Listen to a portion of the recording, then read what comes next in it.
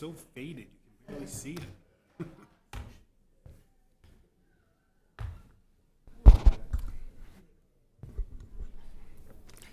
The July 21st Auburn City Council workshop will be called to session. The first item on tonight's agenda is a review of the fee schedule by the city manager. Thank you, Mayor, Council. So this is the follow-up regarding the financial impacts for the FY26 budget based on the work that was done by the ad hoc fee committee. And so one thing to keep in mind, we'll reference Appendix A, and this might be where sometimes this, at least at the last meeting, we were talking about overall revenue. However, Appendix A, just to keep in mind, Appendix A aligns with ordinances that drive fees. So if there's an ordinance that says there's a cost associated, it's going to be in Appendix A. That's where that lives. And then we have other buckets. We have registration programming for rec. We have parking permits, not parking fines, but parking permits. We also have facility rental fees. Those are not in Appendix A.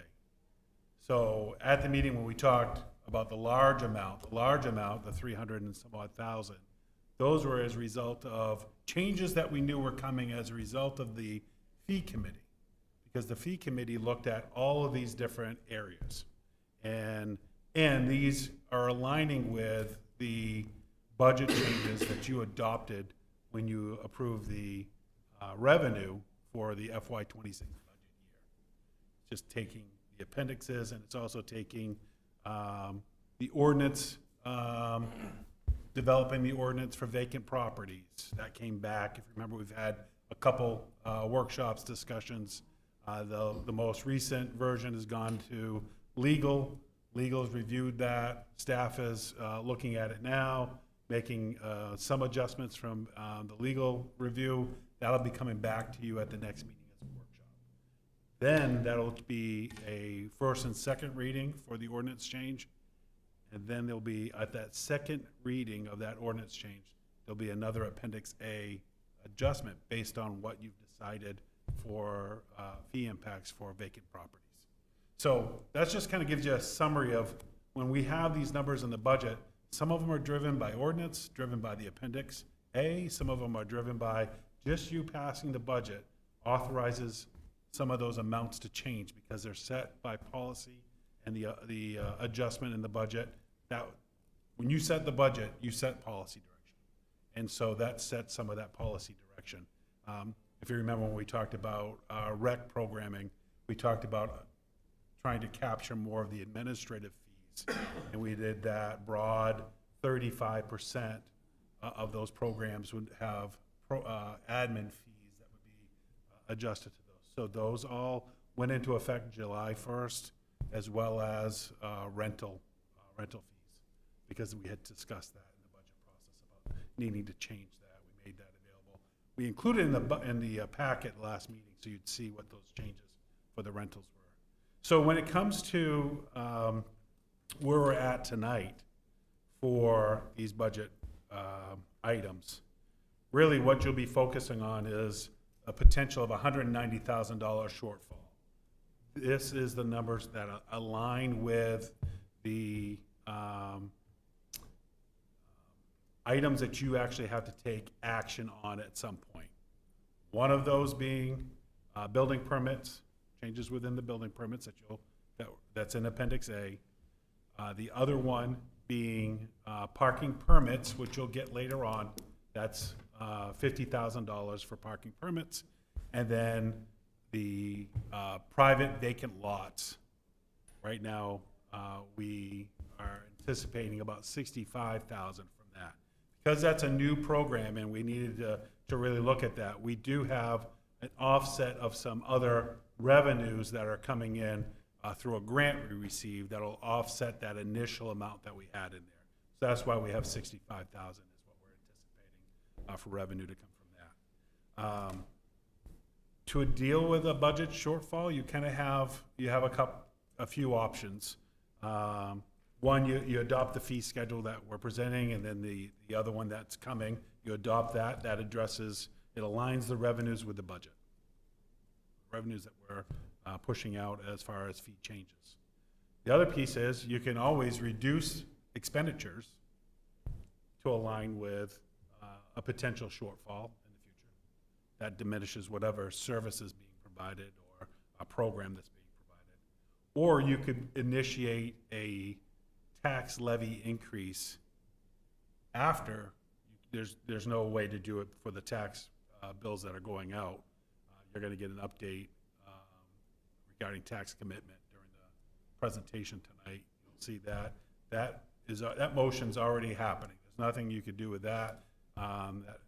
That will take place, but there is a process, and if need be, I put that in the presentation, so you'll know what that process looks like. I don't need to talk about it tonight based on our conversation during the workshop, but if we need to, we can go to that. So those are the three items. Appendix A, the total impact here is $140,000. That's what's coming from the buildings and building regulations of the Appendix A, which is $75,000 from new fees. If you look at that building, if you were to look at the budget shows a much higher number in there. We anticipate growth every year. We've been averaging around 25% or so of growth in our building permits pretty steadily. We had the drop in 2020, it was partway through the year. So 2022, 2023, there was a drop because the new appendix changed, which changed the fees. So we saw the drop. That regulated itself. And then if you look at the following year, we had about that 21 to 25% increase again. So we've anticipated an increase in that line item. And then as I mentioned, under city clerk's section of the budget, the Appendix A, and in the budget, there's the licenses and permits, and that's the private vacant permits for $65,000 that you'll get in the presentation at the next meeting. I already mentioned the non-Appendix A fees. That's the parking permit fees. That's taking the parking permit, which is currently at $45 per month, increasing that to $55 per month. That's what that recommendation will be. We haven't changed that number. I'll get the exact date of when the last time we did that, but I think it's probably safe to say at least 10 years since that number has been adjusted. Rental fees already started, as I mentioned. That's facility rental fees, and then the rec program fees already started July 1st. What the planning department with Mr. Cousins, they went through and they started looking at these. If you were to take some average square footage and say, okay, what's the impact on these fee changes? You'll see here where these amounts, if it's a small square footage home, 900 square foot, it's a $295 fee for the building permit. And then the larger, you get up to $930. Lewiston, my apologies, this should have been updated on this slide. The fee last updated for Lewiston was actually 2013, not 2023. That's a typo there. So 2013 is the last time they've updated their fees. So they're set to update their fees again, and they'll probably come pretty close, I would imagine, to where we're currently proposing the fees. And then we looked at Portland, Bangor, and then we took some national averages of what building fees would be for municipalities. Eric's with me, and he can go into more detail. He put a lot of detail in your sheet, but he can go over that a little further with you. Here's some of the information that they pulled regarding our fees. Still lower than major Maine cities, certainly below the national averages. You have the base, plus you have the square footage model. It allows you to be fair and predictable. Most people can take that formula and figure out what their permit would be. Obviously, the veterans receive their waived or reduced fees, and again, it encourages growth and housing affordability. talking with some contractors regarding if you were to hire them to build your house, and I shared this with a couple of you already. One thing that they shared was that, for the most part, because they're building in different municipalities, different towns, they just have a set fee that they work into their single-family home. So there's a set fee that they do for permits and licenses. And so that's the number that when they give somebody an estimate on what it's going to cost to build a house, that's the fee that they use. In speaking with them, very rarely do you ever see them actually go through and do a detail, here's the square footage, based on this municipal ordinance, this is what that cost is. They just put their flat fee in. If they put a flat fee in and they built in Auburn, that means it costs them a lot less to build than what their flat fee was. But in another community, that might be just about average. And so it does vary. Our fees for residential permits, again, these are adjusting back to where we were with a slight increase. You're seeing, again, makes us competitive. I think delegated review is a big piece with the commercial component. What we're looking at here is that currently, if we do delegated review, if that developer was to go to the state, 100% of that fee the state would require, they pay to the state. If they stay with Auburn as a delegated review authority, what we're recommending we change is to go from where we currently, it's 25% of that fee, to go to 75%. Then they're still saving 25% of what they would have spent at the state to get that review. It's faster with us, so it's not just a dollar amount for them when they choose that delegated review. It's about time, and that time is a major money factor for them as they're building.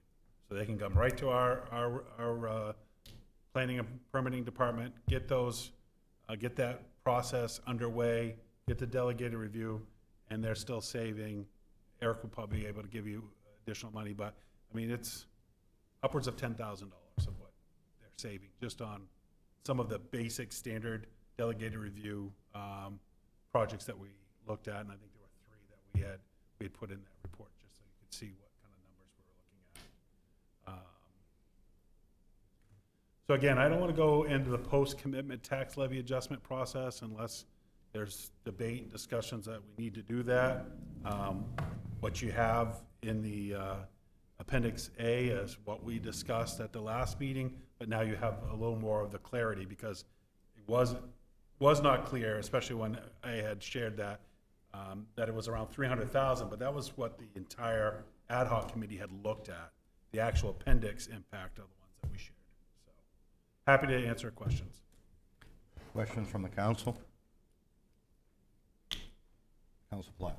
I would thank you for that review. I would just add, and I think in my memory it pertains most to the rec facility rentals, but there is another element that wasn't brought up, and maybe it was brought up at the last meeting. A lot of these fees, again, in my recollection, are being raised because they don't cover the cost of assessing them. So obviously there's some that don't fit that mold. I think in building permits, there's some where the cost is covered, some where it's not covered. But I know, like, for example, for these rec fields, some of the previous rental fees, if you add them all up for whatever was to take place over a week or a month, it's not even covering the cost to mow those fields, to maintain those fields, to seed those fields. So as we think about this, I think that's an important thing to consider. Essentially, we are taxing our citizens right now to subsidize a lot of these fees. So we're subsidizing developers so that they don't have to pay what it costs. We're subsidizing renters of these fields. That may be okay. I just want to make sure we understand that in a lot of these cases. Yeah, that's a great point. Yeah, I think that, I put some slides in at the end too, and again, not to bore you with PowerPoint presentations, but it was for information regarding that blended revenue strategy. That's what we do as a municipality. The strategy is about how do you blend this? Because if you were to charge the full price, we'd never have anybody participate in some of those programs. But there's some programs that are more popular, and some of that is like our draft baseball league, right? So they're paying, and there's enough of those teams paying to offset, say, cheering. I think cheering's getting better. But we have some of those other youth programs that you're never gonna cover that. That's that blend. Some of it we blend with some other revenue that we bring in. Other we blend with it's the cost of providing programs. So there is a cost for us to say, yeah, we're gonna have a rec program in the city as a community. We're gonna pay X amount for that. We're gonna try to offset some of that with revenue. We're gonna try to offset that with some of the other adult programming that helps offset the youth. Absolutely, yeah. And just to follow up on that point, the, more specifically to the building fees, the discussion at the ad hoc committee was to bring them more in line with the level of effort that's required and the cost of the city for that level of effort to perform the inspection. So what went into the budget was the calculations by staff to more align the cost to perform that work than what we were currently charging. Other questions, Council Whiting? Just wanted to make a comment. In looking through the comments from the comprehensive plan survey, and they're extensive. I mean, there are over 300 of them. It took quite a while to wade through them, but there was a consistent theme from many of the public about vacant buildings or buildings in poor repair, and they may not have specifically used the term code enforcement, but basically that's what they were talking about, and that's one of the things we're addressing with this change in fees. Mm-hmm. Other questions or comments? No, thank you very much. Okay. So the next item is an update on the number of construction projects, Engine 2, 67 Kitty Hawk, 95 Maine, and 911. And again, Mr. Manager. Yeah, thank you. So we have a lot of moving pieces with infrastructure projects right now. And I probably should have added on there Pal Center. So Pal Center is nearing complete. I think the team had a walkthrough last week. They're doing the final punch list, and we have a partial occupancy permit, I think is the way to word it. So I know what that means. We can go in part of the time. So I don't know. But we can go in without our hard hats now, so we know we're making good progress. Some painting and some other fine tuning is happening there. You're absolutely going to love this facility. I think of some of the councilors, Councilor Milks, others that really stress about, let's make sure that neighborhood has a full-size gym. That gym is just beautiful. They did such a nice job with that, and it'll be, they haven't quite finished painting the floor, getting it all painted out, but it's almost completed. The pickleball courts are all painted out.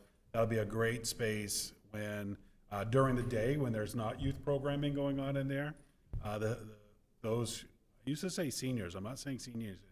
Adults who play pickleball, right? So because that list is getting longer with who's playing, a lot more options for where to go and where to play, especially during inclement weather. It'll be a great space for that. A few other final touches happening around the outside, but I think all the fencing came down, so the public can now walk the pathways, the walkways, the construction fences down. So that's really moving along really well. Our two leads on this was Dan Goyette, who's our capital infrastructure, and then representing the PAL board was Rita Beaudry as the secretary for the PAL board. So the two of them really worked through that. We're just waiting on furniture to come in. Some of it came in. Rita doesn't know, but I was in there the other day, and she wasn't here, so I went over and took a look. But some of the furniture did come in, and so we're seeing some of that arrive. So it is moving really well. The other facility updates, the ad hoc committee for public safety, their next meeting is August, I think it's 11th. They will get a review. 50% of the drawings and the cost estimates are nearing, the 50% of the drawings are complete. So the committee will get an update on that. We're waiting for the cost update now that they're at 50%, so that we know where we're coming in on numbers for that. But that committee will meet again. They just had a meeting that talked about mechanical services, all the different mechanical HVAC system, heating, cooling, everything to do within that facility. They met with with Allied Construction, who is our lead on that project. They walked through that with the engineers, talked about what the system will look like. And so, so that was their most recent meeting. After their meeting on July 11th, I'm hoping by fall we'll have some numbers to be able to come into the council to say, here's what the 50% drawings look like, here's where the costs are coming in at. It's good for you to weigh in a bit on that at that point, so that the committee can then, and the staff can then go back and say, okay, now how we continue reshaping this, and based on where the numbers are coming in at. So that project is moving along really well. Allied Cook has been a good partner for us on that. They are also the construction company for 121 Mill Street. And so, in that one, they're entering in their phase 3 of that project. August 1st, tenants will start moving into the office space. I don't have that list because it's still changing a bit, like anything. Like everything rather. Some of the funding sources at a national level are pivoting, and so that's impacting some of the agreements that we had for some rental space as they seek for some other funding, what that looks like, how that'll shape up. But we still are probably Glenn would probably tell me 90% rented for those spaces. There might be 1 or 2 offices that we're holding, hoping that one of the other service providers will secure their funding and be able to come into that. But it's really looking nice. I think the mayor was over recently, Councilor Walker was in recently. So it's come together really well. The key is, I think they're finishing up the shower facilities. Once the shower facilities are done, when I was there, I think it was Thursday or so, it looked like they were moving along pretty well on that, doing a lot of tiling. And then they've got to work on the refrigeration units that'll be in the back, and that'll be for the drop-in center, but also the YMCA's program that they'll be operating there as well.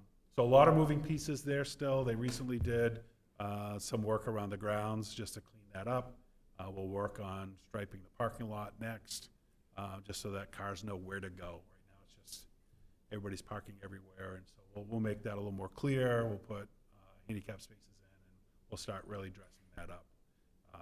So that project is moving along really well. So that means that that team that was at 95 Main Street have moved out, and they're out on 95 Main Street at this point. We still have the lease at 95 Main. If we move forward with looking at the 911 center, and this is early stages, but 911's looking at Auburn Hall as a potential site as well. And so that is being explored, and so we're waiting for the cost estimates to come back on that. If that was to happen, we'd need 95 Main Street to shift some of the staff over there while the construction's happening in Auburn Hall. So a lot of moving pieces. That'll come back to you once we have a better idea. I think that the LA 911 board just voted at their last meeting. Looking at the rep for that board, is it Councilor Weisner? 911 board? Yes. Yeah, I think they just voted at their last meeting to go ahead and allocate the funds to get those cost estimates for Auburn Hall. So we should be getting something back on that really soon. And then the next real large construction project will end up being, next one in line rather, will be Engine 2 on South Main Street. So I think we're finalizing some agreements with the attorneys, with the contractor on that. We're close. We'll get that. We really need to, that should be happening now. We're probably 3 or 4 weeks behind. And so hopefully we'll get that finalized real soon. They can start breaking ground on that. We can get that project started. All of these they all build off another. So Engine 2 has to happen and be complete so that rescue can then move out of Central Fire Station over to Engine 2.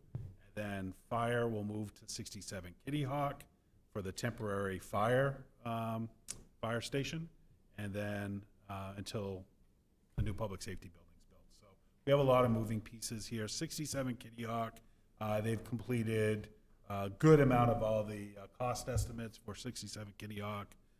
We are working with the tenant there. I think the tenant is probably, I think they gave us notice that they might be vacating that space, and so there's some pieces that are underway there, and but we're running all the finalized cost estimates. We'll end up doing something with the fuel station that's there, and to make sure that we also have unleaded fuel for Public Works and for another fueling location for the vehicles that we'll have there temporarily with fire, but then also there'd be another fueling location for PD. Right now, if there's an officer in that beat of the city, in that area of the city, they've got to go from the southern city all the way over to Gracelawn, fuel up, then come back into the PD. It'd be nice to have another location there that they can fuel. And we're working with the airport on some shared space in that facility as well for some of their storage.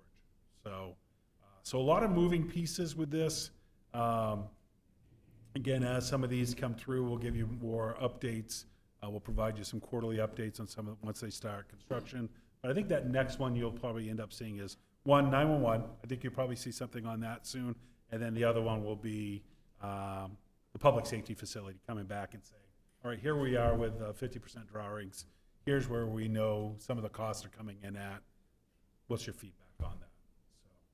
So, for the committee. Questions? Question by the council? Councilor Geary. Yeah, I'm kind of concerned about Skelton, Tainter, and Abbott, the floor that we kind of been leasing.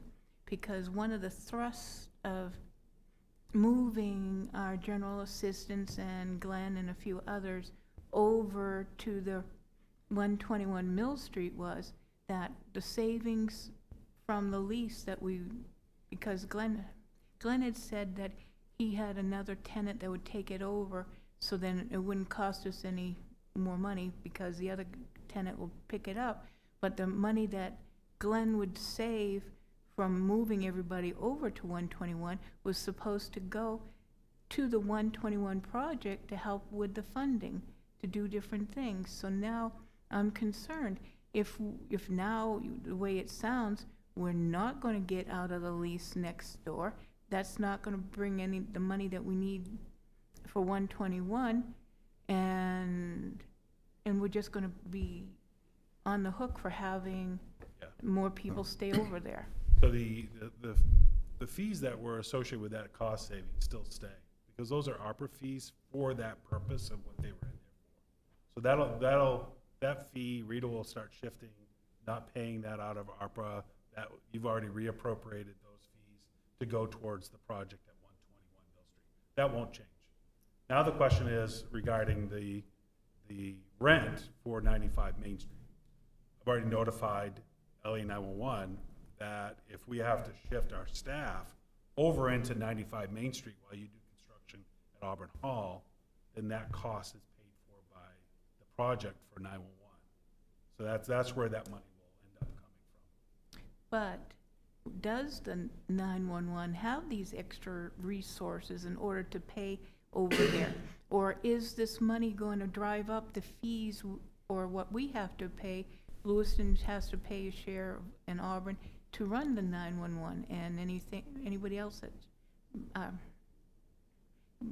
buys into the services that 911 offers. Yeah, the fee amount's pretty minimal. I think when you look at the grand scale of these projects and what we're doing with the projects, the cost saving alone, if they choose to go and this council agrees to 60 Court Street for the 911 center, the cost saving that we're anticipating you seeing on what you would have been spending for 85 Park Street is going to be considerable. So the cost for the rent is minimal compared to what the overall cost for that renovation would have been. So what space are they going to, if they do come, Are they gonna be taking the police department space downstairs? Third floor, Or, okay, that's where your executive offices and, detectives. yeah, are up there.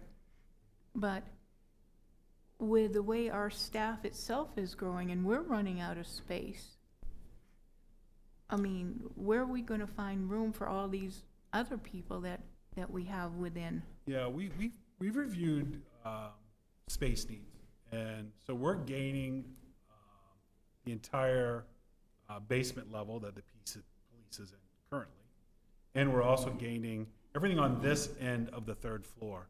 All those offices going down on that space, we're gaining all of that. So we would have had a lot of empty space in here, but if this doesn't go through, we'll have a lot of empty space in here. So we're gonna be okay with the space that we're looking at. We're not gonna be tight for space. We are right now, no doubt about it. We've shifted people in different areas. But when you have all that space down on the basement level where the lobby, the police lobby and their roll call room, all of that space, plus you have upstairs, you have the training room upstairs on the third floor, plus you have the entire wing on this, the old, what I would call the old side of the building, that entire wing, all that office space that wraps around this room, right? Because the third floor is right up here. So it wraps around this room. All those offices that go along this building, this room rather, on the outside, that's what we're gaining. It's a lot of space for us. Space that we're not gonna fill. Yeah. Thank you. Other questions by the council? Yeah, And Councilor during Mel. the transition, so we've got PD's gonna be leaving, going to the new safety building. In the meanwhile, it does sound, so is that why we're keeping this? And I'm trying to understand, because I kind of, my brain's working the same as Counselor Gary, that we did want it, we were gonna get rid of this rental, and now we're not. Right now, we're holding. Correct, so, There's another tenant that wants to move in. correct, We're just holding it. We're utilizing the agreement that says it's ours for now. right. We're So gonna we're leverage paying the that. rent on that. But we have to pay the rent, no doubt about it, yeah. But- Right, so that rent, is that rental, when we approved 121 Mill Street, part of that was that rental is gonna go, and we can say, Still is. so the rental, but budgetarily, we're still paying for that rent, and we weren't going to before. So, The ARPA funds, the ARPA funds are gonna go right Yep. where you said they were gonna go. Is the city still obligated for that lease? Absolutely. Do we have? And that's a change, That's a change than what we had anticipated. correct? However, we have, the way that the public safety facility was written is that any costs associated with that project is under that bond. Okay, So that's how it's gonna get paid. But now I But I did understand. notify 911 to say, there, 911, if we have to shift 911, then 911 will need to pay us for the rent. And what's outstanding now with 911 for them to agree to this final? They just have they're getting the cost estimates for what it would be to move into here. And so, that, they've already done their preliminary review, they've already looked at everything, they've measured everything. They know it fits, it's actually more square footage than what they were looking at on Park Street. So I think but we're pretty certain that the cost is gonna be considerably less. And how does Lewiston feel about that? We're having conversations with them. I think they know that we're looking at this. And then they have to make a decision what they're gonna do with 85 Park Street. If the board chooses, well, ultimately, we kinda had this conversation today too, but so yes, it's the board will make a recommendation, but then it'll be the two councils that decide what path we're going on. So thank you. Now I understand where Yeah. that money for the rent is coming from. Sure. So, Yep. other questions by the council? Thank you. We'll move on. Mr. Cousins, an update, annual update on planning and permitting.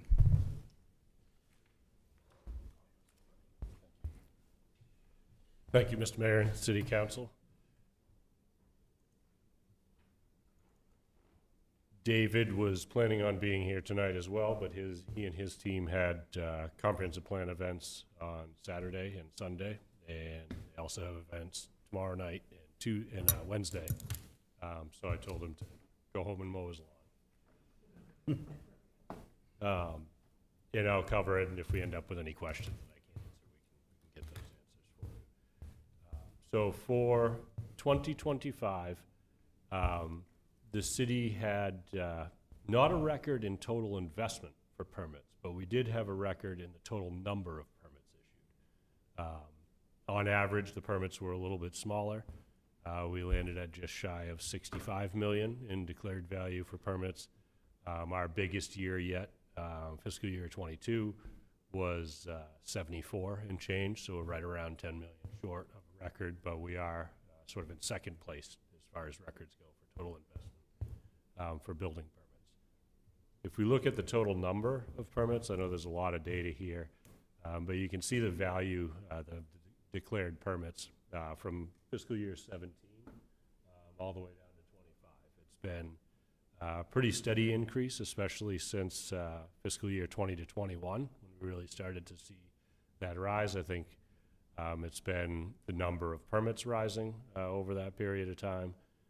It's been a significant amount of projects. We've seen an increase in projects, but we've also seen an increase in construction costs for those projects.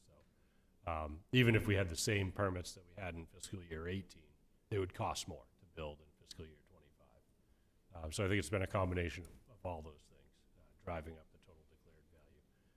But you can see we've gone from fiscal year 20, just over 1,000 permits, up to almost 1,300 permits in fiscal year 25. Any questions about total value or total number of permits? So record year as far as the total number of permits, not a record year as far as total value. Second place for value. Questions? Does the estimated cost of construction generally equal the assessed value, or within some percentage point of assessed value? I'm just thinking of the tax roll. Yeah, the answer is no. We do see a wide range of values declared on permits, and if we think it's totally out of the ballpark, sometimes people will try to put a really low number because they think it affects their assessed value, or some permit fees. We're moving towards permit fees based on square footage, so that is less incentive to just lowball your value. But we do ask people questions about the project and use some construction estimators to get them into a range that's reasonable, so we can compare apples to apples year to year. We don't typically see assessed values that are as high as the cost of construction.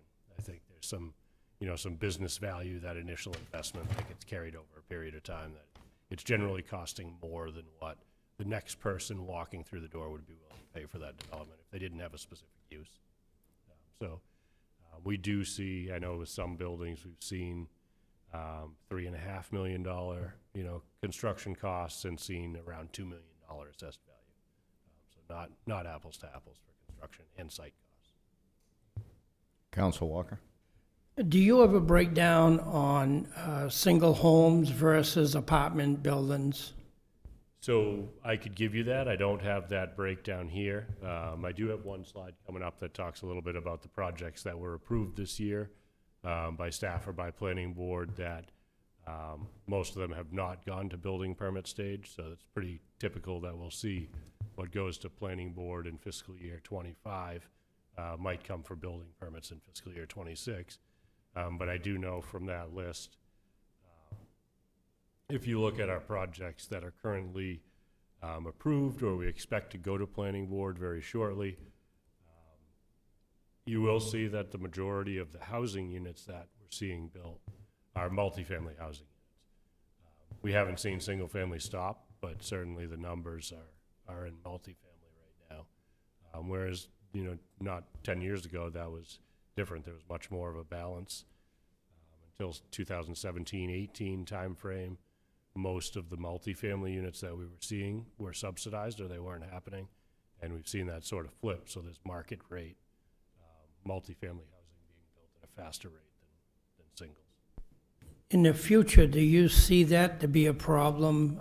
Especially, I look at it like these are people who are going to come and go, and apartments get filled up, then they don't, then they will, then they won't. Versus if you own your own home, or we look to have more people come into the community to build their own home versus apartment buildings. I think it betters the city, makes. So do you think there's anything like that in this formula? There's certainly more mobility in people moving in rental units than there is in homes that they own. We've also seen a fair amount of people, including some city staff, that are near retirement age, that are selling their single-family homes and moving into some of these apartments. They don't want the responsibility of maintaining the single-family home. I think that frees up the unit, so maybe a younger family that's going to stay in that single family moves into those. We are looking at changes. You have a second reading tonight that tries to level the playing field in the general business and general business 2 zone. Our zoning was really encouraging multifamily buildings over singles because we allowed so much more density that the math just pushed developers in that direction. I think there are things that you can do to help make single families more attainable, more affordable. But it's really hard right now with construction costs, land costs, to build a brand new single family home and afford that on our average incomes in the area. So I think that's a big part of why you're seeing it. And a lot of younger people don't seem to want to spend their weekends mowing the lawn and painting the house. They want less responsibility. We're seeing a lot of people move here that just prefer less responsibility than owning a single-family home. So I do think it's important, though, that we make sure that where there's market for single-family, that we're making room for that. Yeah, I think moving forward, that is something that we really need you people to work on to bring it forward to us, because I think that's important moving forward. If we continue like this, I think it's sending a bad vibe down the road here. So The general business change tonight is one step towards that. we'll have some additional information coming forward shortly. They're nearing the completion of the housing study, and I think that'll, I don't know that it'll answer your question, Council Walker, about what approach is good or what is less desirable, but I think it'll provide some additional information for the council about what that landscape looks like. Councilor Milks? So, thank you, Mr. Cousins, for this presentation. And you mentioned that based on your numbers, the number of permits is up, but the total value is down a little bit. So that would indicate that it's smaller units that are being built and smaller amounts. So it's additions and things like that. So is that correct? It's a mix of project sizes, but yeah, if the total number's up and the values, it's up over last year, but it's not up over our highest every year. So when we look at our comparison of small, single-family to 900 square feet, that's an addition.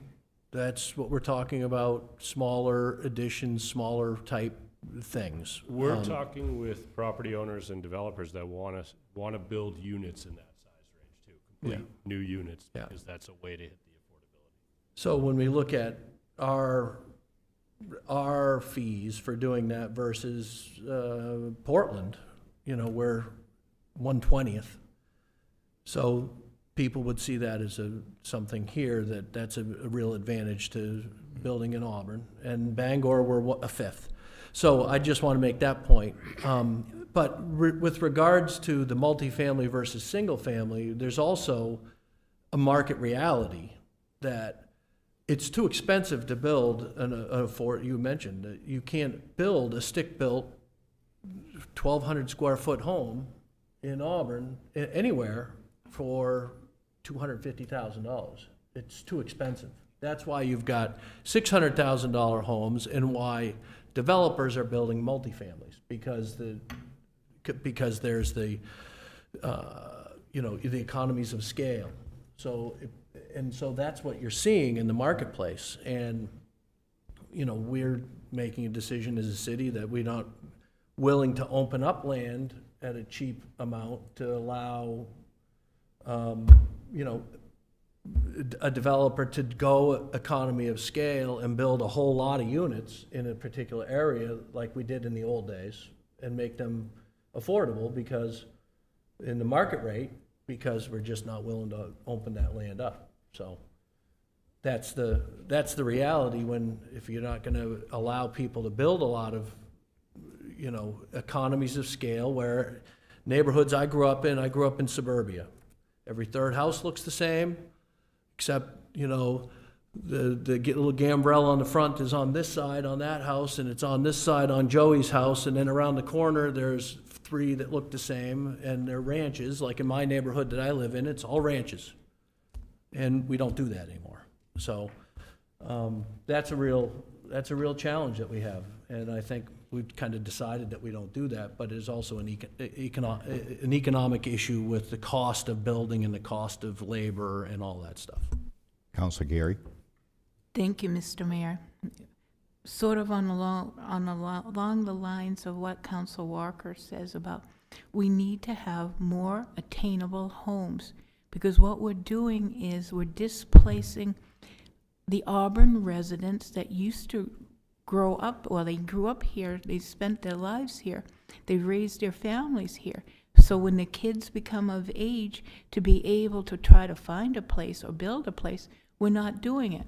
And this part about freeing up land so that we can possibly reach that goal, that's a pipe dream, because what's happening now, the way the market is, you get developers that they build these homes because they know they can get the market rate of anywhere from $1,200 a month to $3,000 a month, depending on their building. So until we can come up with a solution of trying to figure a way to help those that will help the young people or even families or even seniors to be able to afford their place so that they can stay in Auburn, I don't want to pass down a legacy where all the people that now live in, don't get me wrong, they're good people, but I don't want to see that Auburn becomes just a place of transplants, people that don't have the roots. And I mean, we had a very good reputation. I'm not knocking them, but we had a very strong work ethic. We had people that wanted to build community. They got along and they did events together. No, we're not. We don't have the events to bring the people together. I mean, they're few and far between where a whole family can go. I will say that we're meeting a lot of people through the comprehensive plan process, and a lot of people that are new to Auburn that want to participate in that way. There are things that we can do, and I think you'll get some good advice from the housing study. I don't remember if that's coming to you on August 4th or the second meeting in August, but I think it's coming right up. What types of units are needed. There are things that the city council can do, and they've done in the past in supporting affordable housing development projects. We saw a lot of them in 2017, 18, and before that. You could still mix some of those in. You have an item on the agenda tonight to authorize the city manager to offer a property on Eastman Lane for sale. And the idea with that one, with the RFP, is the city has costs in that land from a lot of cleanup that we did out there. But it's also a chance to subsidize a project without having to raise tax dollars to do it by potentially offering that land at a discount if somebody's building the types of housing that you want to see, that you think is missing in Auburn. So we're looking at ways to try to fill that void. Councilor Cowan? Yeah, thank you, Mr. Mayor. The other, excuse me, I agree with Councilor Milks, the cost to build a brand new home is just, it's just not, it's out of scope for what people can afford here. And I do wonder and look forward to guidance from your team and others. Are there steps we can do to help with building the right kind of housing that might then encourage the ability for people like me, who are in a home that I raise my children and don't need anymore, to change that over? Because as you said, Councilor Milks, they're less expensive, right? So I think that's the other thing that we want to work into the mix is what is the current housing stock that we have that are 3 or 4 bedrooms and they now have people that are, one or two people in them, and can we right size and find that transitional? So I think there's a lot of good opportunities there as well. Council Whiting? I was just going to say, the comp plan is going to work on this. We're going to look at growth areas. That's part of the mission. We have to look at areas to allow housing. And if you have a comp plan that doesn't expand, that availability, then it's not doing its job. Where and access to utilities, et cetera, et cetera. It's not simple. But I also want to add, I think, the housing market benefits from every unit built. Even if it's a $3,000 unit, that's an extra unit that somebody's going to rent, and that may open up another unit. A lot of the units may be opened up in Portland because somebody's coming here, it's less expensive, but there is some internal movement. We need more movement within the city, people like Tim talked about, people with houses that are too big for them. It's a complicated thing. We'll see more information from the housing study. I'll be happy to see that. Council Mills? Thank you, and I couldn't agree with you more, Councilor Whiting. It was the comment that I made, is that it's an advantage to our city if people are willing to build apartment buildings. Like, that's our economic good of the city. So, because if someone moves from one to another, someone wants to move out of this, it opens up that, and it happens and people move up. I'd point out that an area that we could have had, I'll talk about land use. We had everything agreed, and instead of developing 1,000 units, which would have been ownership, where people could have moved out of their existing house and into a condo and whatnot, was in the gravel pit, and we had councilors vote against that, and now it's gone because interest rates were 2% at the time, and it's not feasible anymore. And I'd say that's another issue that we've got, is a lot of people are sitting in their houses at 2% or 3% that they got in 2019, 2020, and they can't afford to move because their interest rates are going to go to 7%. And so, opportunities present themselves. If you don't take advantage of it, sometimes they're gone, and we could have had 1,000 home ownership units, and all of those full of over 50 community ownership, condos, that kind of thing. And a lot of the elderly folks and advanced aged people that are sitting in their houses now at 2 or 3% don't want to rent an apartment, but they'd buy a condo. My mom was one of those. So, when you pass on opportunities, sometimes those opportunities leave. Other questions? Council Gary? Thank you, Mr. Mayor. I'm not against building homes, it's just the location. If that same project was not around the lake, then I wouldn't have voiced so much opposition. The drinking water and the land around it is very precious land, and to have 1,000 new places over there would have caused trouble in the long run, with unintended consequences between adding more roads, more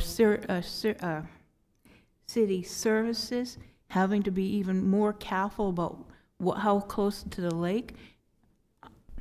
I take Lake Auburn and the surrounding very serious. On the sewer. Other questions by the council? You have more, I believe, Mr. Cousin. Yeah, a little bit more. We'll not a lot. move on. So yeah, we have a pretty big slate of projects right now that are through the approval phase at planning board, or likely to be in front of planning board. I think Danville Corner is one example that with the general business change, you may see that go to planning board more quickly, and that could provide 42 single-family units in the coming year or two, depending on how fast the market absorbs those. So I think we're in a pretty good spot as far as seeing more housing and a good year for permit numbers next year. We have seen the number of projects go into planning board sort of start to slow a little bit for this time of the year, but we've seen projects going all winter long too. So there's less of a peak, I think, in the summer than we used to see, but they're spread more through the year. And there still is a good mix of industrial expansions, some rail-related development around the intermodal facility and some of our existing rail users, and investment at the airport for hangars, that I'm expecting we have a pretty good year this coming year too for permit numbers and values.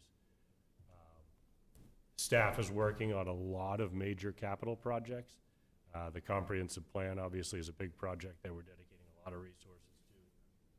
I do want to say thank you for looking forward with that long-range planner position. I think we are having an engagement, public engagement in that process that is excellent, outstanding. The consultant sees it. It's working. So I think we'll have a plan that's based on a lot of public feedback for the next 10 years. We have a number of transportation studies, the Minot Avenue corridor study, Court Street study, Washington Street, Little Androscoggin Gateway. That one's coming along. We're expecting a finished product this summer into fall for that one, and that one really could be transformative, both from a city's gateway perspective, which we struggled with for a long time, could improve mobility along that corridor, and it also could open up a lot of land for potential housing and mixed-use development that could help fill some of that missing space. The Riverwalk Trail extension, we're looking to kick off with an RFP to you folks by October to start the design process. We have put in for a second year in a row for water sewer sidewalk extensions in South Auburn. That would tie into that Androscoggin Gateway corridor and Broad Street. Littlefield Dam removals, a big one that staff is working on this summer. That's in survey and design right now. Lewiston Falls, we're working through that hydropower relicensing. And we have a legislative mandate this year that is similar in I think, labor and demands to what we had a couple of years ago with LD 2003. You'll be processing some very significant zoning land use changes, the planning board as well, wrestling with how to make those adjustments to our ordinance, comply with the state laws. One of those that's getting a lot of attention right now. We do already allow for up to 4 units of housing in most zones, but anything 3 or more is considered a subdivision, so that goes to planning board. One of the big changes will sort of knock that threshold down a bit and require up to 4 units in growth areas where there's water and sewer to be reviewed at a staff level. So less process, less opportunity for people to just not want something to happen next door to them. It'll be a simpler, more like a single-family home process, as well as some maximum lot sizes and other things that'll be statewide within our growth areas. So we have a busy year as far as capital projects. We're expecting a good year for permits and a lot of zoning changes coming up for the next 12 months. And that should wrap up right around the time we finish the comprehensive plan, and then I'm sure there'll be even more to work on that zoning-wise after that. Questions from the council? Council Platt. Thank you. Eric, I just had one question, and that is, I mean, so I think it's nice to see that the number of permits are increasing. Obviously, the construction value is going to ebb and flow from year to year as far as the average, value of those permits. The fact that they're increasing, are we just riding the wave of national trends here? I guess more directly, my question is, what do you think Auburn is doing well, and where do you think we need to focus efforts further to get more construction? I think Auburn is seen as being proactive in some of the changes we've made over the last number of years. Auburn is still affordable relative to Portland, so I think there's a lot of people that are looking at our market to either they can't afford a house to the south of us, but they might find one that works for their numbers here, or if they've owned a home for a period of time in places to our south, chance to cash in that equity and maybe buy something more affordable here. We have a brand new high school. We have a great school system. Good rec programs here. We have recreation, I think, like few other cities do. We have a lot of open space. Taylor Pond, Lake Auburn, Androscoggin River, Little Androscoggin River. Mount Appetite Park is an incredible park when people find it. We have a lot to offer for quality of life, and we're still relatively affordable places to ourselves. So I think those are big assets. We have employment.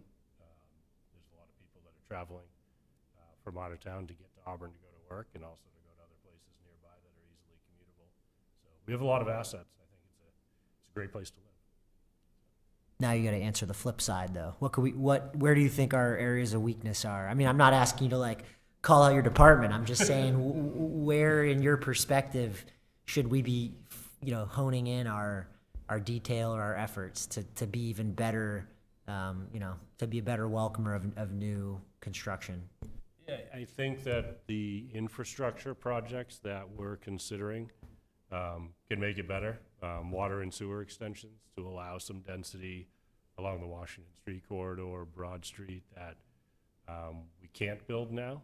But if we had those utilities, we could build at a higher density to make it more economical, but also economical from the city's perspective, so we can share the sidewalks, the plowing, the trash pickup, the school bus stops with more people in a defined area rather than everywhere in the city. I think that's, we do need more available lots that have those utilities and assets like sidewalks, walkability, bike lanes. We're running out of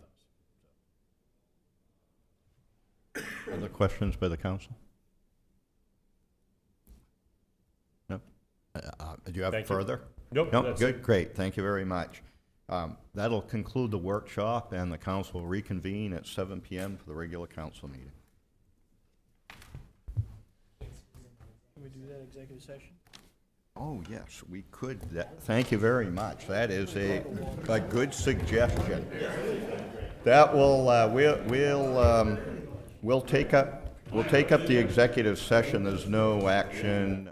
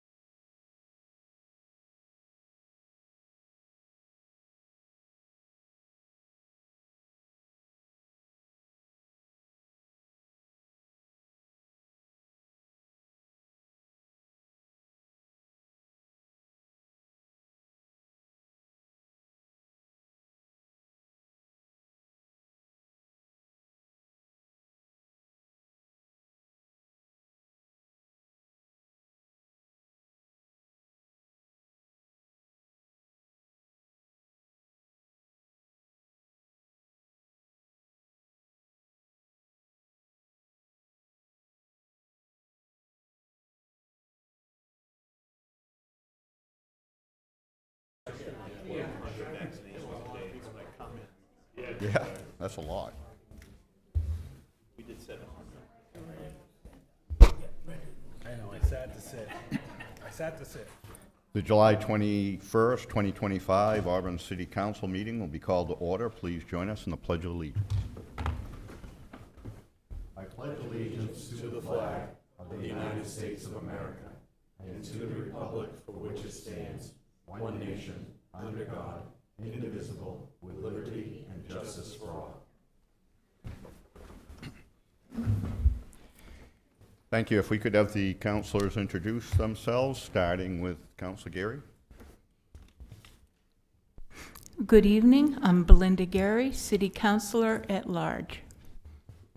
Good evening, Rick Whiting, Ward 1 City Councilor. Good evening, Tim Cowan, Ward 2 City Councilor. Good evening, Steve Milks, City Council Ward 3. Good evening, Jeff Harmon, Mayor. Good evening, Ben Wisner, City Councilor, Ward 4. Good evening, Leroy Walker, Councilor, Ward 5.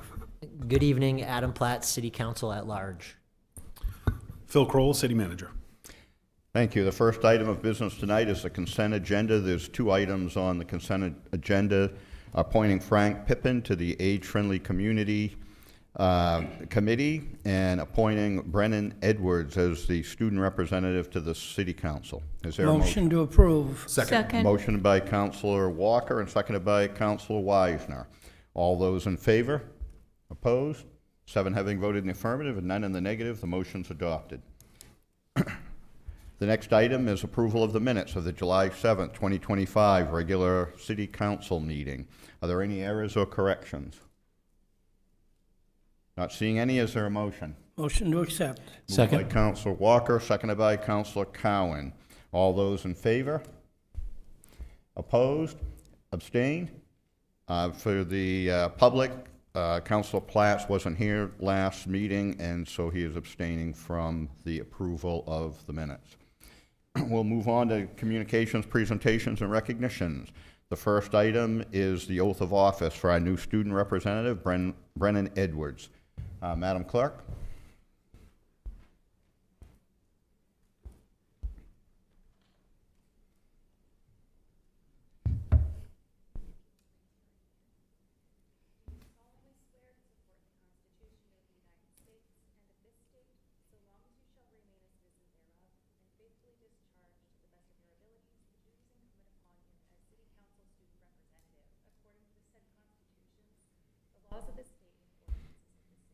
I do.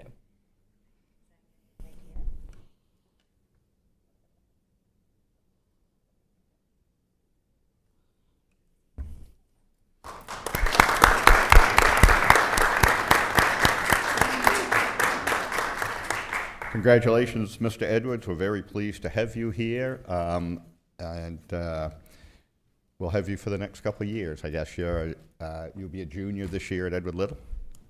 Is that correct? I am. Yeah, great. Thank you. The next item is update on tax commitment by the assessor's office.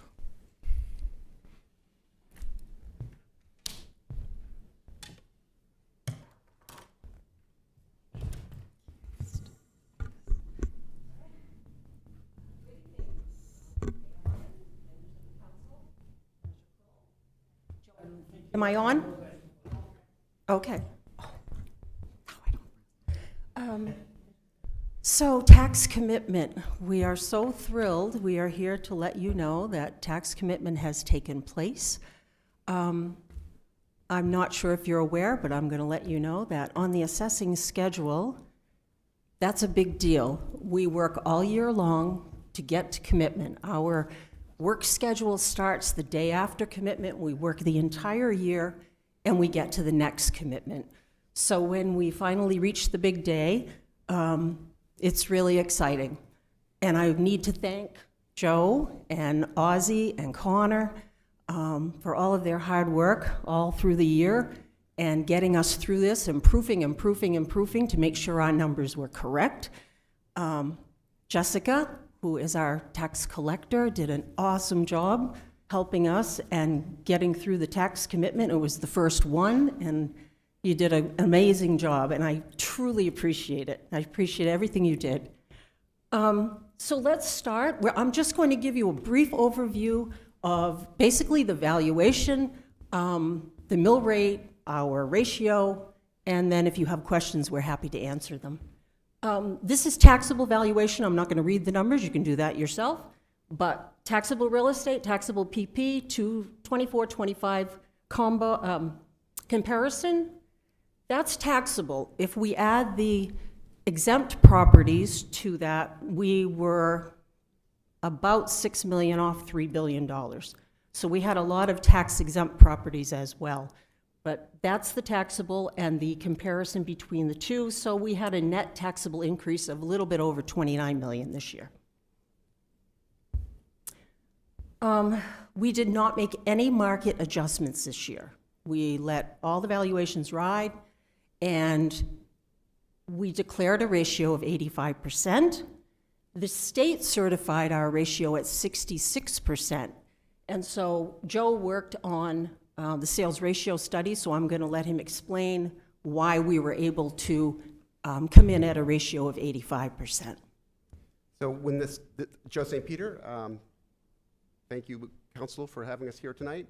The state declared a 66% ratio, and that information is based on sales data that is dated. It's 2 years back. In fact, it was July 2022 and June 2023, because they deal in half years.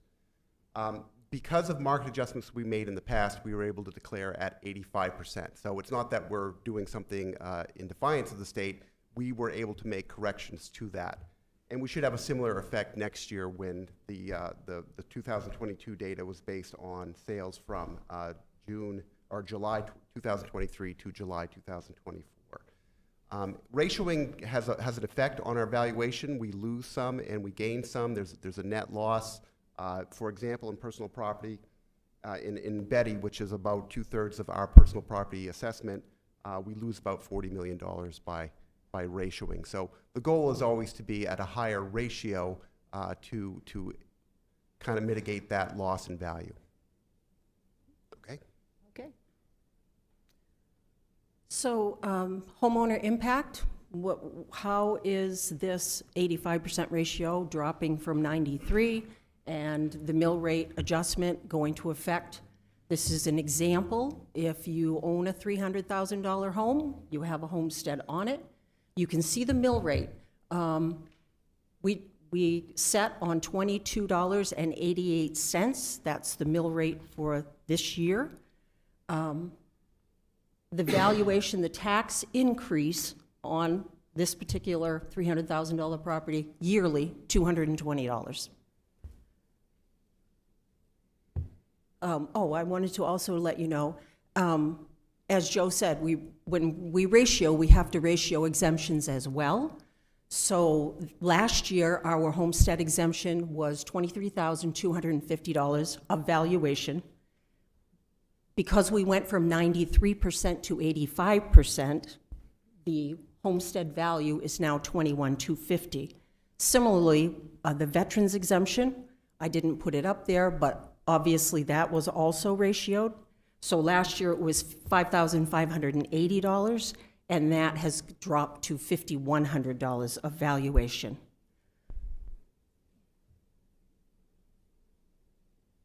That was it? That's all I have. That's all. What happened to my thank you slide and all that good stuff? I don't know. It's a little different than the version we have, but we have committed Yeah. July 15th, 2025 was our commitment date. Yep. And everything's in the books. Yes. Mr. Manager? Yeah, thanks, Mayor. Karen, Joe, great job from you and your team. And it's always a lot of moving pieces as they get to this point. Just to reflect back when you adopted the budget, Council, you adopted it. We do put an estimate in there. We try to ballpark. Where do we think it's going to come in? As I shared, we try to be as conservative as we can.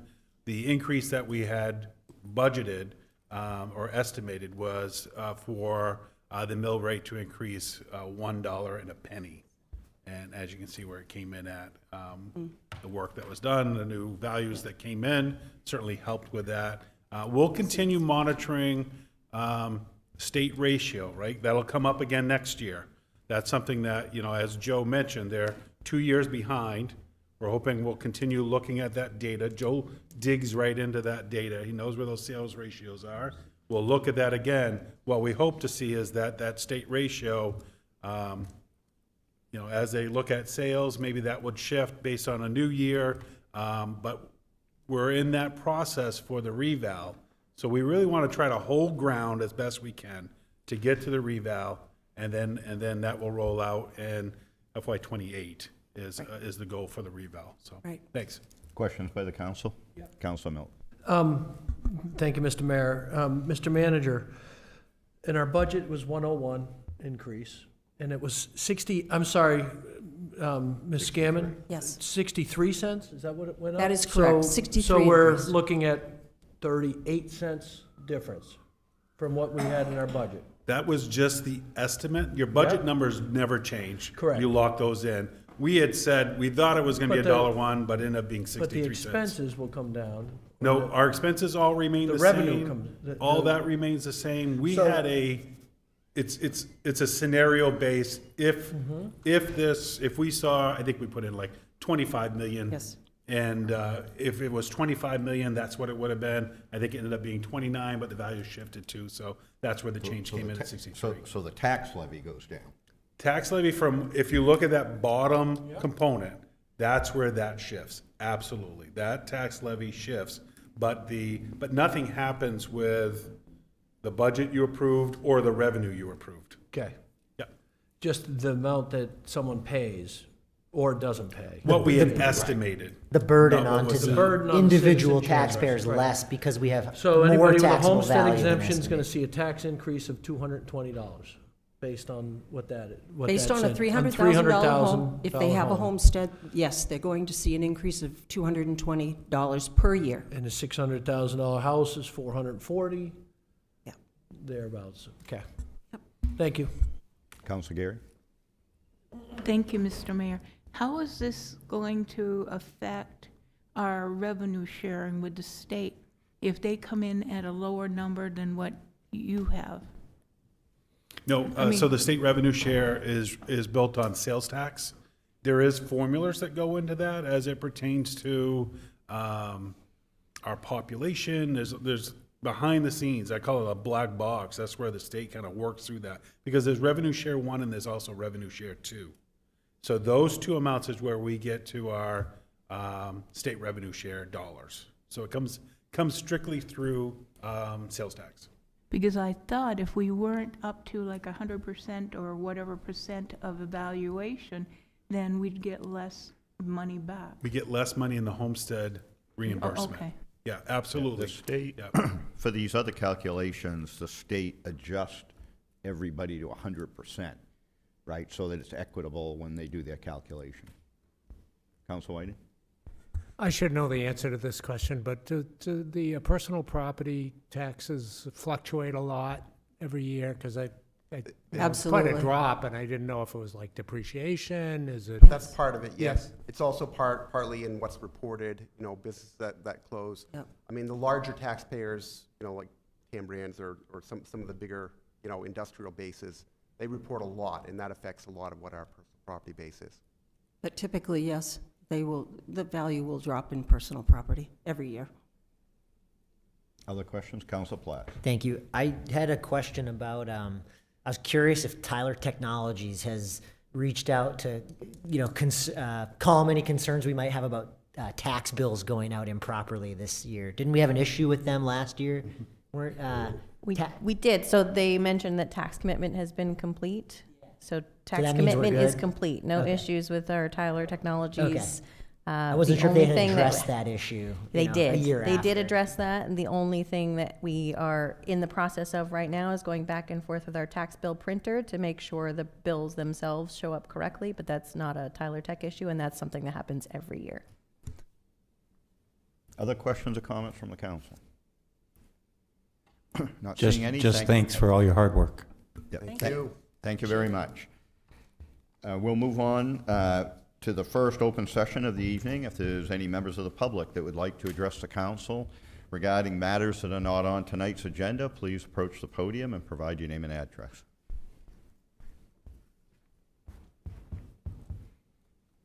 Hi, guys. My name is Mo Galano. I was here a few months ago concerning the sidewalk on Rochelle Street, not Rochelle Street, Loring Avenue. I'd like to bring up a procedural issue that I kind of cringed at the time. When we had the meeting, you had Jeremy from Complete Street spoke on the open session. And then you had public comment, which I spoke. And then you had Dan Goyette from City Planning speak. Now, I have issue with the procedure because Mr. Goyette made some statements that were 100% accurate, but 100% deceiving. So let me give you some examples. He said the street was going to be 24 feet wide, so the travel lanes were 10 feet on each side, and that left only 2 feet on each side to walk on. Obviously, he was trying to pitch a sidewalk. What he didn't tell you was that 24 feet was from Loring to Greenfield.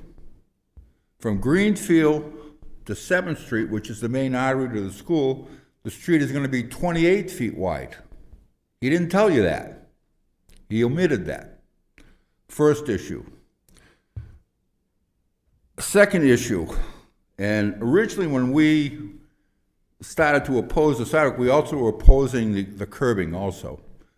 So he made a statement about, he explained the curbing and why they were putting in the curbing, so that the water wouldn't go into the property, the grass line, get underneath the road and erode the road on the edges, which I believe is 100% accurate.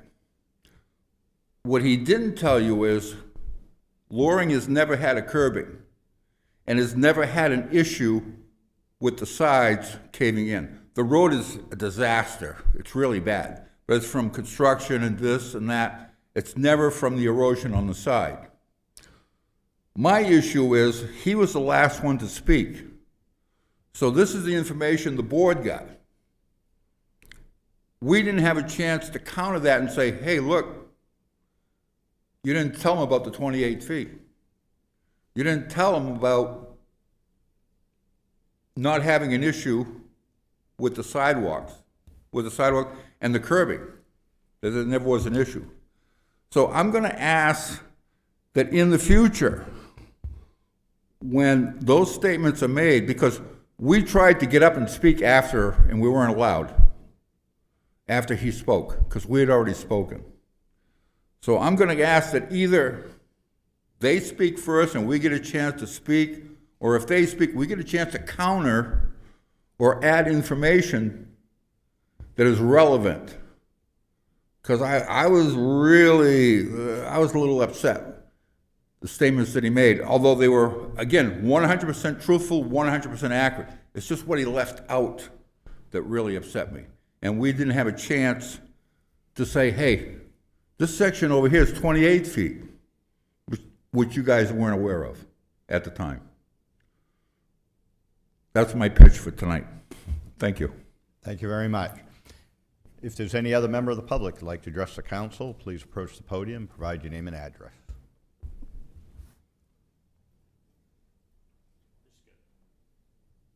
Just quickly. Mike Norton, 91 Eastman Lane. I would just like to say, would somebody find out who owns the pothole on the entrance to Walmart and Lowe's that hardly ever gets fixed, and I almost lost my car in it today. It gets repaired very haphazardly. It needs to be dealt with on an ongoing basis. Is it cities, Lowe's, Walmart, whose? It's the property owners, it's not the cities, and I completely understand your comments. I had to dodge it myself this weekend, and someone had tried to So where fill does it with a this, bag where of does the crushed city stone. roadway end? We'd have to pull it up, but that actual location, I believe it's still all the Walmart's entrance. Lowe's comes in off from that, but we'll have to look at the line just to ensure. But it's an issue that I know we've notified the property owner on as well. Okay. Yeah. Yeah. Thank you. Is there any other member of the public who'd like to address the council? Please approach the podium, provide your name and address. Not seeing any, the open session is closed. We'll move on to unfinished business. The first item is ordinance 0307072025, amending Chapter 60, zoning of the city's Code of Ordinances pursuant to Section 60-307, dimensional regulations in the general business and multifamily suburban zoning district. This item is for second reading and public hearing. Is there a motion? Motion to adopt as presented. Moved by Council Whiting. Is there a second? Second. Seconded by Council Cowan.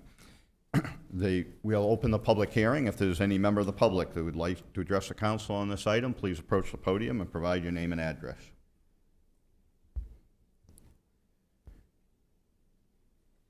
Not seeing any, the public hearing is closed. Discussion by the council?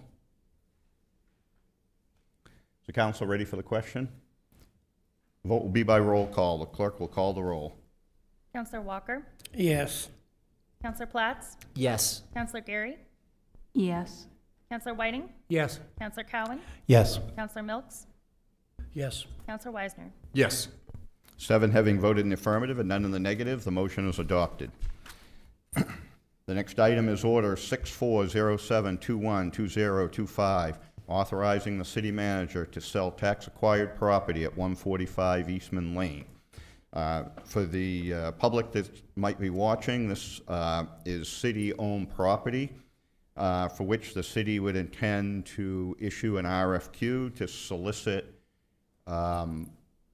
proposals from developers to develop housing on this site for first-time home ownership. Is there a motion? Motion to accept. Moved by Councilor Walker. Is there a second? Second. Seconded by Councilor Geary. If there's any member of the public who'd like to address the council on this item, please approach the podium and provide your name and address. Good Representative evening, City Chapman. Council. Quentin Chapman, 51 Eastman Lane. This property has been owned by the city for a few years. It was on sale for a little bit by a realtor, pulled off. I've asked about it, others have asked about it, with no answer. I have no issue with people moving, buying houses. Seems like it came up kind of sudden. Wish I'd gotten a call, wish the abutting property owners had an opportunity to make a purchase. And then with that being said, Supreme Court ruled that municipalities weren't allowed to make a profit off seized properties by tax. So what happens with any profits that are gained? Just a question. Yeah, so there were some legislative changes relative to the foreclosure process. This particular piece of property was disposed of prior to those, and there was a full waiver by the owner. So the city currently has clear title to this. There is, I suppose there is some potential that the sale price of the property could exceed the city's cost relative to the foreclosure process and the cleanup, but it would be very, very unlikely in this case, given the amount of money that the city expended to clean this up. Thank you. If there's any other member of the public who'd like to address the council on this item, please approach the podium, provide your name and address. Mike Norton, 91 Eastman Lane. I'm also a butter of that property. We've been waiting quite some time to hear about this, and some of us have been kind of in limbo. We just want a fair and just bidding process, so there are neighbors who are interested in that property. Not everybody wants to live in town, and you're seeming like want to bring in town out to where some people like a little large piece of property. And I, for one, have a vested interest because I own two pieces, 109 and 91. And to sell one piece properly with the correct frontage of 250 feet, way back when they used the turnpike as frontage, but I can't divide my property without gaining a piece of your property. So, and plus I also have water rights to it. I have a well in the middle of the upper part of that property, which encompasses almost 3 or 4 acres of it, and a water line that runs down through the right half of it. Now, I've inquired on this many times, and it's been held up, and it was always told to us it's gonna go out to sealed bid. And now it pops up because of the housing crunch. But the development across the street was kind of boggled. All those lots over there are not even sold yet. We have plenty of lots in the city up for urban development, all over the city that aren't used yet. So I know my other neighbor is interested in it. I'm interested in it. Mr. Chapman's interested in it. So there's a vested interest here. We don't want just going out to large main source home type builders. I myself am a builder. I might want to buy it and develop it, make a nice development instead of just boom, boom, boom, boom, boom, boom. So all we're asking for is a fair shake. Sealed bid, whatever the, whatever kind of proposal, but we were never notified until, like, I was notified tonight. And like I said, in the past, it's all, wait for it to come up for sealed bid, wait for it to come up for sealed bid. And it has not. It's boom, here it is. So take a step back, maybe say sell it, put it up for sale, but do it in the proper way. That's all we're asking. Thank you. Thank you. Just to clarify for the public, the item before the council is just to authorize the sale of the property. The sale will be done through a competitive bid process. It's open to anyone to bid. There will be no restrictions on Yeah, but the way who it can bid. reads on the paper is with the intent of developing. That's the way it reads on your paper. That's correct. So if I submit a letter saying I'm gonna develop it, maybe 1, 3, 4 lots or whatever, does that put me in the running? I don't know. As I said, there's no, the proposed RFQ document is in the council packet. It's open to anyone that wants to bid. There's no limitation on who the bidder could be. So any neighbors that wish to bid on the property certainly can respond to the RFQ. What is that process gonna be? Is it gonna be sealed bid? Is it gonna be come in and make a proposal? I mean, how is it gonna? No, it's a RFQ process where anyone that wants to bid can submit a written bid to the city. And the process related to the RFQ will be fully explained, and if the council moves forward to authorize the city manager to do this, I would expect the RFQ to be issued in probably the next 30 days. Okay.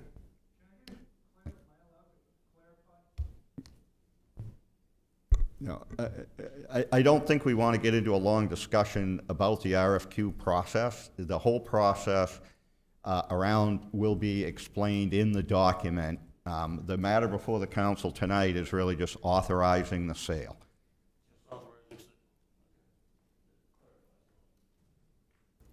Is there any other member of the Mr. public Mayor? that'd like to address the council? Please approach the podium. If not, we'll move on to discussion by the council. Sorry, Councilor Gary? Mr. Mayor, thank you, Mr. Mayor. Historically, when the property comes available, we've always kind of offered it to the abutting properties. Given that, we're saying now with this property, we're going to have sealed bids. And some of us wanted, I mean, I'm not saying me, but some of the intent was to be able to sell this so that somebody could build houses or build stuff on there. Given that was a idea, if these folks got together and did one big sealed bid, they're not tied to building anything on that, correct? They just will own the property. Well, the RFQ that's in the packet states what the city's objective is, which is to create first-time ownership housing on this land. As with any other RFQ process, the proposal process and how the city will review the bids will be included in the RFQ process, but typically the expectation would be that the stated objective is achieved through that bidding process. Council Milks. So I'm reading in the packet here, and it says the preferred development. The City of Auburn desires the development of affordable housing to support low to moderate income residents that are first-time home buyers. So it's not just first-time home buyers, it's people that qualify for low income, low to moderate income. And so that, when they say that there's already a decided on what we're going to prefer on that, this isn't an open bid, this is for affordable housing, so people that have a relationship with the state or something like that. So if it was first-time home buyers, that's different than affordable housing. So there's, it says right here, preferred development. So just to be clear, the way the RFQ is written is very flexible. Low to moderate income can, given the typical standards, could be families with income of $90,000 or even approaching $100,000. The reason it's written like this, it doesn't specify a strict definition of low to moderate income, is there are many different approaches that can be taken to achieve those goals, and the city did not want to prescribe a particular program or approach. So, Council Whiting?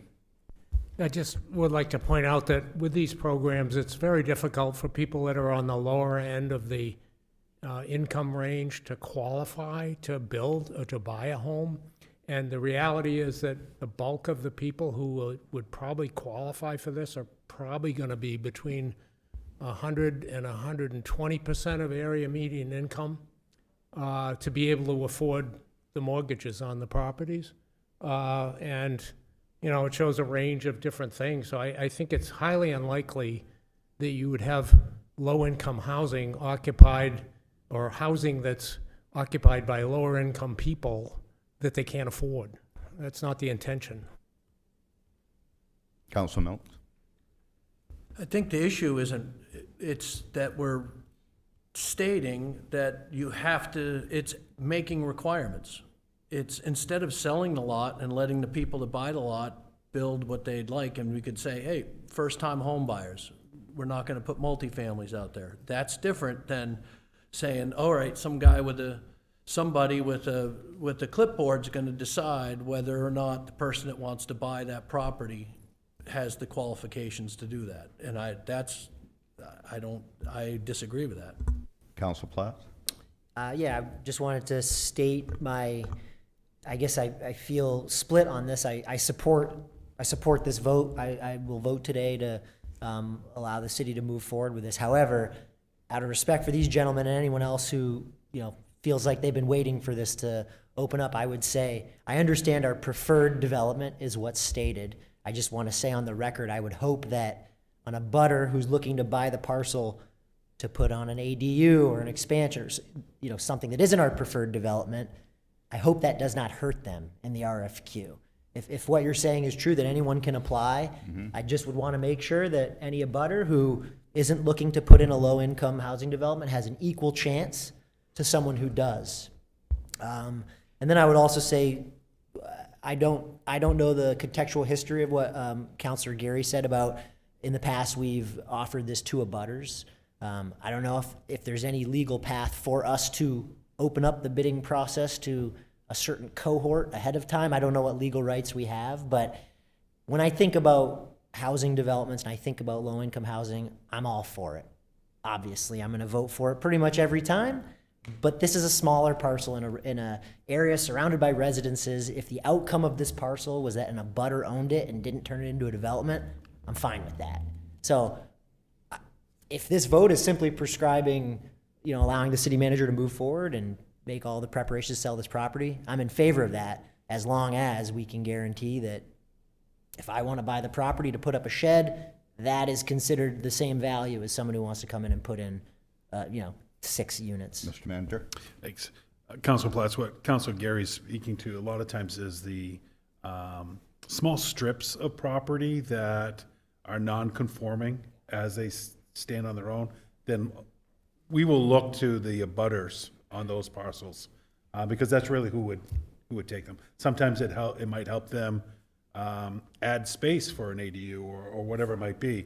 So we do periodically go through and take a look at, maybe it's an area of the road frontage that never got used, or there was an intended purpose and that didn't happen. And so a lot of times that's where the abutters will receive the notification. When we're looking at this, there is this went through legal because there's a step process that, especially now since the Supreme Court ruling regarding property that's attained for a municipality. Legal has reviewed this, they set that process up. The parameters are what we've developed, but the process is determined by legal to ensure that we're checking all those boxes. And then we will also compare that, as was stated, regarding what did the city have to put into that parcel as it pertains to the cleanup. Yep. Other, Council Gary. Thank you, Mr. Mayor. Was the city aware of the right-of-way and the water on the property? I mean, will that restrict whoever buys it ability to build on it if they've got right-of-ways and they got they get the water from under the property? Or All that will be vetted through with the sale. That all that background will be part of that process. And if there's easements, rights to that parcel, that'll be part of the sale. Thank you. Council Whiting. I could point out in the country, these sorts of things are very commonplace. I have a neighbor who has a private well on another person's property, and their line goes under the road to get to their property. So they've got a private easement under a public road, and it's worked for 100 years or whatever. Not the greatest setup, but these things happen. Other questions? Council Miller. I'd like to move to remove any mention in this order of affordable housing. So there's no mention in the order now, I don't believe. It says right here, request for qualifications. That is a sample RFQ, but I can look if you have the order in front of you. The order is that the city council authorized the city manager to offer the tax-acquired property at 145 Eastman Lane, parcel ID 079-004, for sale by broker or request for proposals and qualifications for the development of housing at the site, and to sign a purchase and sales agreement and sell the property. So I think the order is broad because we don't know what proposals we'll get. I think we're saying that because, from a policy perspective, one of the issues the city's been faced with is trying to increase housing stock, especially for low to moderate income, especially with home ownership. They're very unlikely to be able to afford new construction. So that's the preferred outcome, but we don't know what we'll get for, we don't know what we'll get for bids. I'll withdraw my amendment.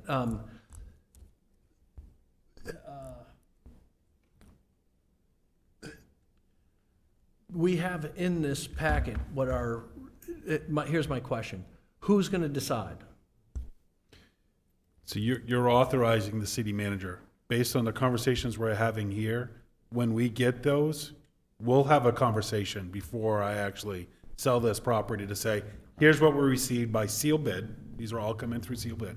This is what we received. Here's how they were weighted, scored. Council, give the direction. But who is weighting and scoring? And what criteria are we using to weight and score these bids? The RFQ. They'll be scored based on, So are the they hitting those RFQ, preferred? so my amendment could be to remove the RFQ qualifications from that, that's not what should be scored. So it's not in the order. If afterwards you give me direction to say, we just want this posted, you could do that. The RFQ is so that the bidder knows what's the intent of the city, what's their desire. It doesn't mean that's what they land with. You could receive only one bid on this. So to prevent this, what my option now is to prevent this from happening is I'm gonna have to vote against this sale. of The this. sale. Right. Okay. For that reason, I'm voting no on this. Other questions or comments by the council? Council ready for the question? Vote. Question, Council Mr. Mayor. Platt. So in the scenario where we are talking about the proposals, the sealed bids, are we beholden to accept the bid with the highest point value as judged by you? Or could I open one up and say, the number's not the highest because it's not affordable housing, but I still think this is a valid application. I vote for this one. Or are there liabilities to doing something like that legally? The process when we put out for bids is that the city has the authority to reject any and all bids that come in. And so you could put it out based on the information that comes back. If it doesn't hit what you're looking for, you could reject these bids and say, okay, let's put this back out again, be a little more clear on what we're looking for, whatever that scenario might be. Because I see and kind of agree with where Councilor Milks is headed here. I'm not completely comfortable with the RFQ either. However, it sounds like I can support this today, and down the road, I can raise my same objections during our discussions about the sealed bids. Correct. If this passes, this is gonna happen. And my concern is that is this going RFQ and we approve this, is that RFQ going to limit somebody from making a potential bid, and are they going to be cut out right up from the start, depending on what If they they're do? for-profit, it's gonna be weighted less if it's not affordable. It's gonna be weighted less. Well, So- yes and no. so A that- single-family attached ADU qualifies this, so that would technically. Specifically says in this that it has to qualify according to what the state or whatever the rules are. No, Then that- somebody that- with that it, is- somebody, it says No, right in it. That's incorrect. Councilor Milks is making an assumption based on the terms low to moderate income affordable housing. Those are broadly used here and are not defined to give developers the greatest range of capability to provide a proposal to the city to develop home ownership in the low to moderate income range. And again, that, as Councilor Whiting pointed out, could be up to $90,000 or $95,000 in income. To give them the greatest It's range. specific, those are specific terms used in state programs.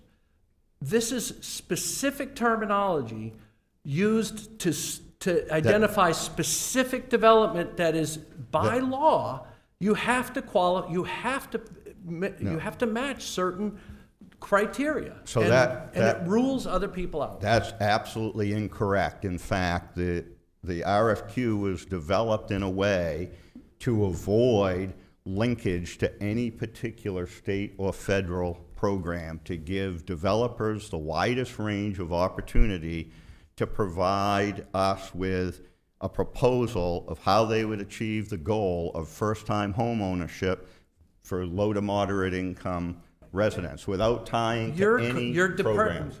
Instead of first-time ownership, you're saying low to moderate income. It then becomes, there's particular guidelines to that. There are guidelines to that.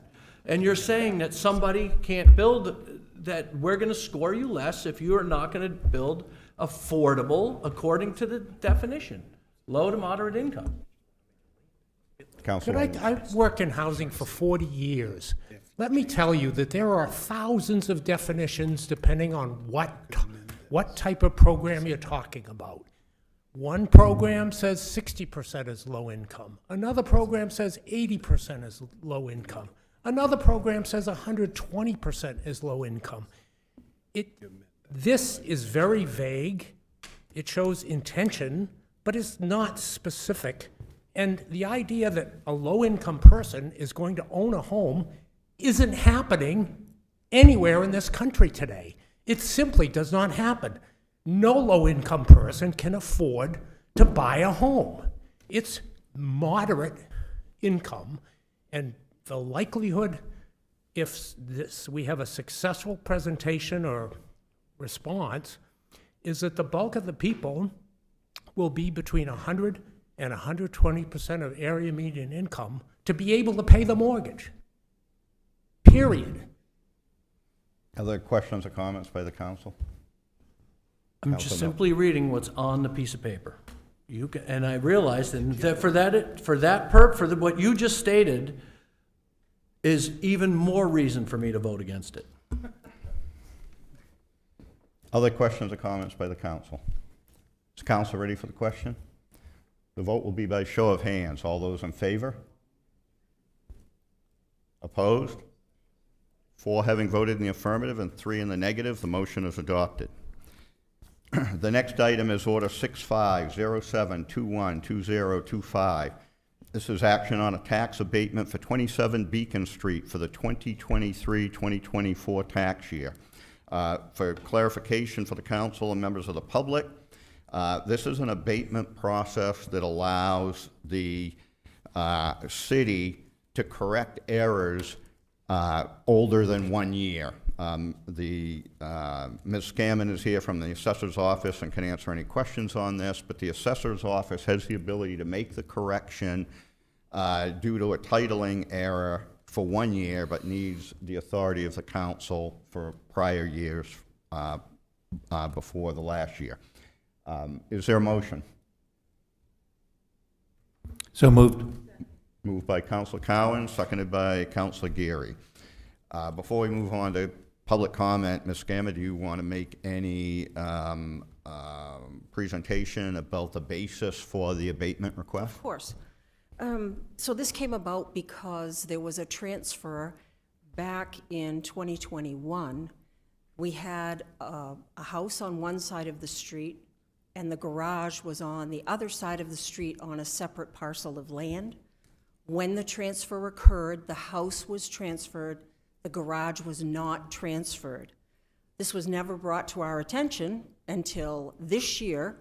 The house subsequently, well, it sold, but this year when it was brought to our attention, we realized that, just as the mayor has said, by statute, the assessor has the ability 185 days from the date of commitment to grant an abatement. But it is up to the city council or the, it doesn't say city council in the law, but municipal officers of the municipality have up to 3 years from the date of commitment. So that's why I'm here asking you to approve this abatement, because it was an error in title that we made in the assessing department, and we'd like to correct it. Thank you. If there's any member of the public that'd like to comment on this item, please approach the podium and provide your name and address. Not seeing any. Public comment is closed. Discussion by the council. Is the council ready for the question? The vote will be by show of hands. All those in favor? Opposed? 7 having voted in the affirmative and none in the negative, the motion's adopted. Thank you. The next item is Order 6607212025, adopting the revised fee schedule, Appendix A. This is a follow-up to the presentation that the city manager gave, discussing the fee schedule changes and the impact on the budget. Is there a motion? So moved. Second. Moved by Councilor Platt, seconded by Councilor Whiting. If there's any member of the public who'd like to address the council on this item, please approach the podium, provide your name and address. Hey, good evening, Jason Levesque, Young's Corner Road, Auburn. I've got a few different issues I'd like to address with the council on this order. First of all, I've done 6 city budgets in my time, and I know one thing. You never assume a line item for income based upon a future action the council must act on. You just don't do it. When you do that, you're assuming that the council is going to agree with whoever puts the budget together. Okay, and you can couch it in a couple different ways. This is what's happening here. It's actually an affront to our democracy. It's an affront to our democratic process. You're forcing something that actually was voted on last week, and it failed, as declared by the mayor, 3-3 tie. One can only assume the mayor didn't act upon his duties to break a tie, which is his duty, because he didn't want to be seen during an election year as the elected official who not only raised taxes, but also raised fees. So it's easier to punt, and I'm not sure how in Robert's rules this can be brought forth again without substantial material differences in the order that was first proposed during the last meeting. But I'm not an expert in Robert's rules. I will say this deserves proper debate. When you look at, and it's really clear, and Mr. Cousins did a great job presenting some of the data points on number of permits. I think Councilor Milk stated the increase in permits, but not necessarily a corresponding increase in permit or the amount of value added, is because so many more people, regular people that live in Auburn, are coming, pulling a permit because they believe the permit process is now fair and equitable, and declaring such and doing remediations to their homes. It's allowing our seniors to age in place. It's allowing people to add on an extra bedroom for a child or an in-law. It's doing all the things that residential permit fee structure was designed to do and passed several years ago. It's not anecdotal, it's a direct reflection and correlation between the number of permits and the decrease in fees. An old adage is, nobody would cheat on taxes if they thought taxes were fair. Now we have something that's fair. Now that's on the residential side. On the commercial side, if you want to be less business friendly and you want to make it less of a splash in the development community in Auburn, so be it. I think that's just part and parcel of what you all have been doing now for about a year and a half. I will say, if you're looking at solving the housing crisis, we talk about this forever. Look simply to the people who own large tracts of land in our growth areas, namely off Hotel and Lake Street. It's owned by a corporation, TimCorp. We have to look it up. There's hundreds of acres of prime land that's abutting sewer and water. That land can be developed into single-family homes or whatnot to blend in with the neighborhood that's already there seamlessly. Look about putting a fee on those large speculative property owners that are not developing their land and they're sitting on it, causing this artificial decrease in supply. Thank you. Is there any other member of the public who'd like to address the council on this item? Please approach the podium, provide your name and address. Not seeing any. Public comment is closed. Discussion by the council. Is the council ready? Council Milton. Yeah, I'd like an explanation and how this was brought back up and why, and what changed in this from the one that was failed in the last meeting. I don't believe there is any change in the text of the order. If you're asking for an explanation of Robert's rules and how this can be brought forward, so Robert's rules would prevent the same item having been voted on from being presented in the same session. In the City of Auburn, a session is equivalent to a meeting. So we have a city council meeting, the council adjourns, the meeting's over, that session has concluded. There is no prohibition in Robert's rules for bringing the same item forward in a subsequent session. In fact, the renewal process is well laid out in Robert's rules that permits an item that would not be allowed to be brought forward in the same session for a second time to be brought forward in a subsequent session, which in our case is analogous to a meeting. So point of order. So normally for something to get on the agenda, two councilors have to agree to bring something forward. And they submit that to the city manager approves and we put it on. Was that process followed? And if not, whose idea was it to put this back on here after it failed last meeting? So that process wasn't followed. That is a process as an understanding of rules of the council. The charter makes it clear that the mayor presents the information in the agenda to be acted on by the council. The manager and I discussed this and had the presentation at the workshop and placed this item for action by the council.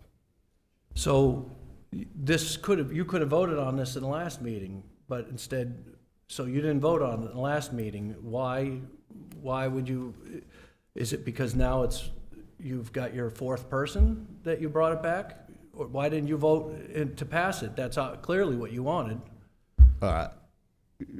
So the error in not voting to break a tie was inadvertent. I didn't think of that in the moment, and we moved on with other business.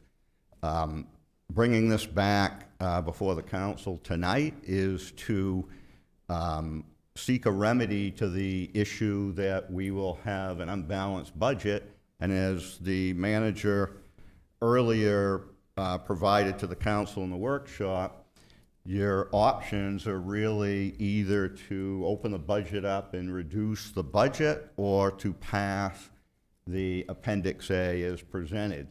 The third option, of course, we did not go into in any detail, but would require adjustment of the tax levy. In the packet, there is a thorough explanation of that, which would require subsequent, a secondary tax bill to be sent out to the taxpayers. Mr. Manager. Just real quick, Mayor, thank you. So after the meeting, I did speak with the city clerk, and we did seek legal guidance on this process. Dan Stockford did return our inquiry back to us on July 16th that outlines the Robert rules and the revisions and what two general principles govern renewal of a motion. As the mayor outlined, there are those two renewals, but because this meeting is considered a different session, as the mayor mentioned, those two principles, the first one does not prevent the renewal of the motion, but the second principle applies, and that is that the motion can be renewed at the 7/21 meeting. So legal did weigh in on that and gave their finding. Question, Mr. Mayor. Yeah, So if this, since this failed, okay, then what's prevented any other motion that's failed before in the council to be brought up in the next council meeting, and thus in the future from it happening if a vote fails, and then it failed? So what stops it from, in the future, from coming back up at any time the next meeting to be re-voted on? Because essentially, if I'm wrong, that's the same thing that's happening right now, is it's failed. So the only thing to really do is whatever's been presented in the previous meeting, previous workshop, which is either adjust the budget, do the tax levy, change that, or another option, which I think it's gonna, my thought, and please correct me if I'm wrong, is could the option 4, which may be going back into the budget and seeing if we have allocate fund balance to this issue. Because when have we ever not spent all the money that's ever been in a budget? And there's, seems to me, always been a fund balance.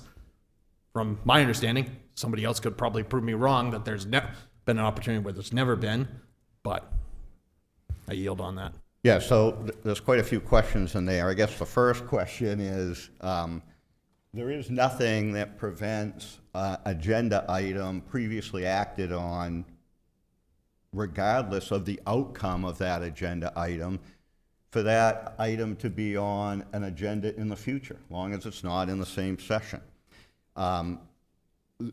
There are many options available to the council if the direction the council wants to go in is to open the budget and make some adjustment to balance the budget. I would remind the council that there was numerous discussions regarding these fees in the budget preparation process, and with those changes and the expectation of the revenue, the budget passed 6-1. And the council was well aware that there would be forthcoming items to make the changes required by that decision to book that revenue in the budget. So the position that we find ourselves in is that, as Council Wisner just clarified, the options to the council are to adopt the fee schedules. We had a more thorough explanation by the manager in the workshop. The second option would be to, we could schedule a budget workshop and we could open the budget up and then we could move through the process to modify the budget to balance it. Or the third option would be to increase the tax levy to cover the revenue. I'd remind the council that the expectation, the whole discussion about this and why we had the ad hoc fee committee in the first place was because we have people that are concerned about their property tax rate, and we are currently taxing people to subsidize these fee-based services.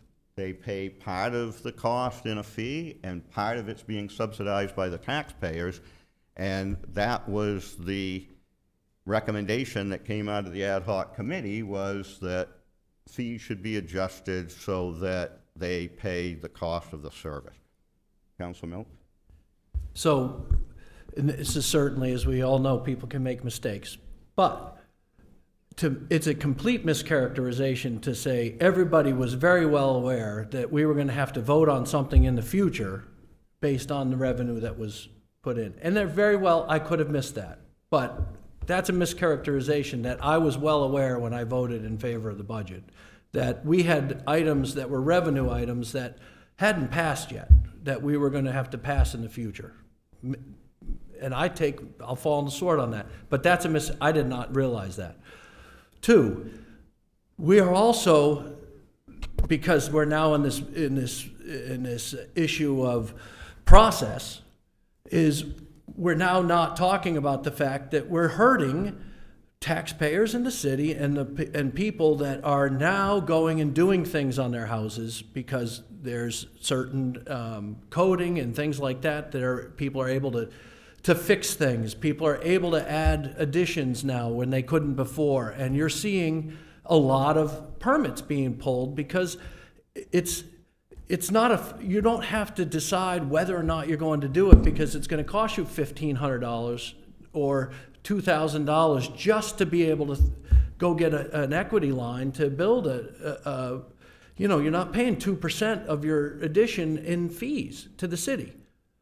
And that's wrong because it's hurting people that are homeowners, and the moderate income people are going to get hurt by this adding these fees on top. And so the mistake of not passing it when you had the vote and now bringing it back up and going through this all over again is glossing over the fact that the reason I voted against it the first time and the reason Councilor Gary and Councilor Wisner is because we don't want to hurt moderate income people that are just trying to increase, put an addition on to bring their elderly relative in to live with them and not having to pay Portland $4,500, I went through, it's 10 times the increase in some cases. Council Whiting? Yeah, I don't think we want to reopen the budget. We talked about the budget in March and April and May. That would be crazy. We did discuss this. It was implicitly part of the budget. If people didn't know, they should have known. I knew, that's why I voted for it. The people who voted against it apparently forgot what we talked about. And I have to say, I agree with Councilor Platts. Why should people who live in this city and pay taxes subsidize at their expense, the expense of people, being charged fees for the city to issue permits? And as an example, I have a neighbor with a potential problem in a house that's being built related to a culvert.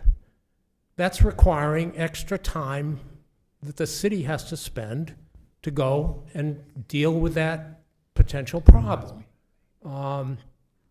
And there are contractors that are not good. We don't have licensing in this state. I'm not saying we should have licensing, but there are some contractors that might require 6 visits by code enforcement Other contractors are so good, they just go once and they know it's fine, and that's great.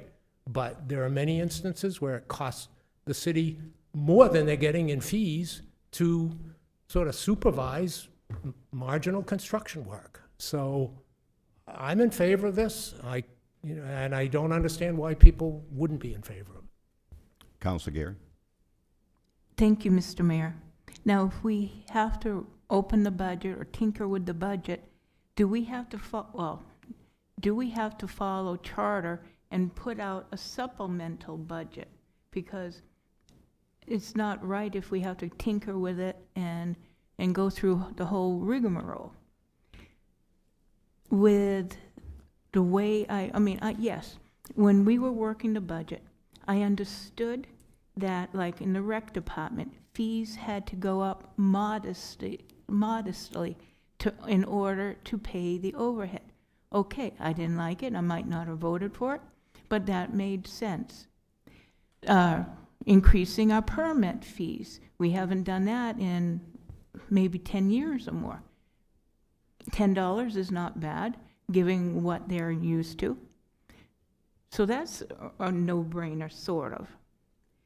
With these fees for planning and permitting, some of them are, slightly modest, and then, a few dollars isn't bad, but some of these are jumped 3 and 4 and 5 times back to what they were original. That's what I can't support. And since everything is all mushed together in this thing, I can't support it. Councilor Cowan?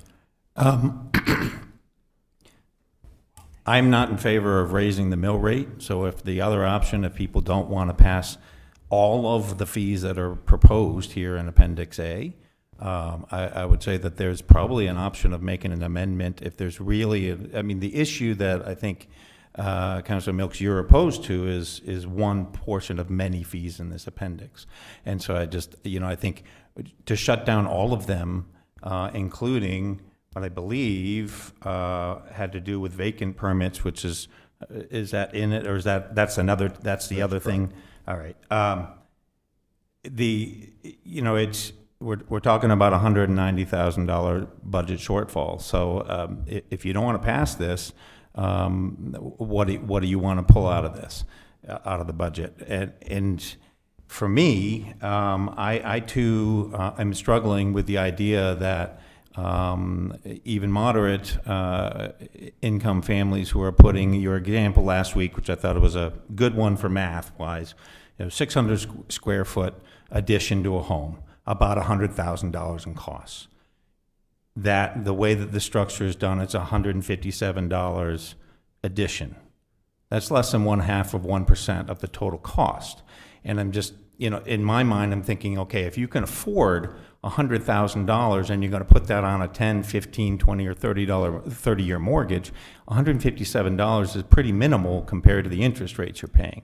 So I have a hard time subsidizing the total amount, or cutting back to where it is. Maybe we can find some place in the middle, but to subsidize the idea that all taxpayers should subsidize people that are putting on these additions, you're talking about low-income people that are having to pay it as well. That's where I struggle with it, is fixed income, other things like that. And I understand the idea behind what was done. And yes, we've seen increases in investments and property. If we look at population change across, and I know that's not exactly what we're talking about here, but there's been increases in other municipalities as well, so they're doing construction there. I think if we truly wanted to be able to assess the impact of that particular rescission in the fees, we'd have to be looking at data that we don't have in front of us right now. If you want to do that, we could look at that over the next year, and if we really say, oh yeah, we made a mistake, we could change the fee back.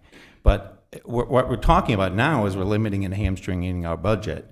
And I'm not willing to raise the mill rate to subsidize people who are doing that kind of construction. Councilor Mills?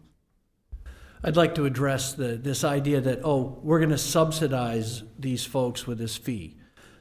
you know, Counselor Whiting's road, then everybody else is subsidizing the plowing of your road, because you certainly not enough taxpayers on your road to pay for the plow to drive up and down it.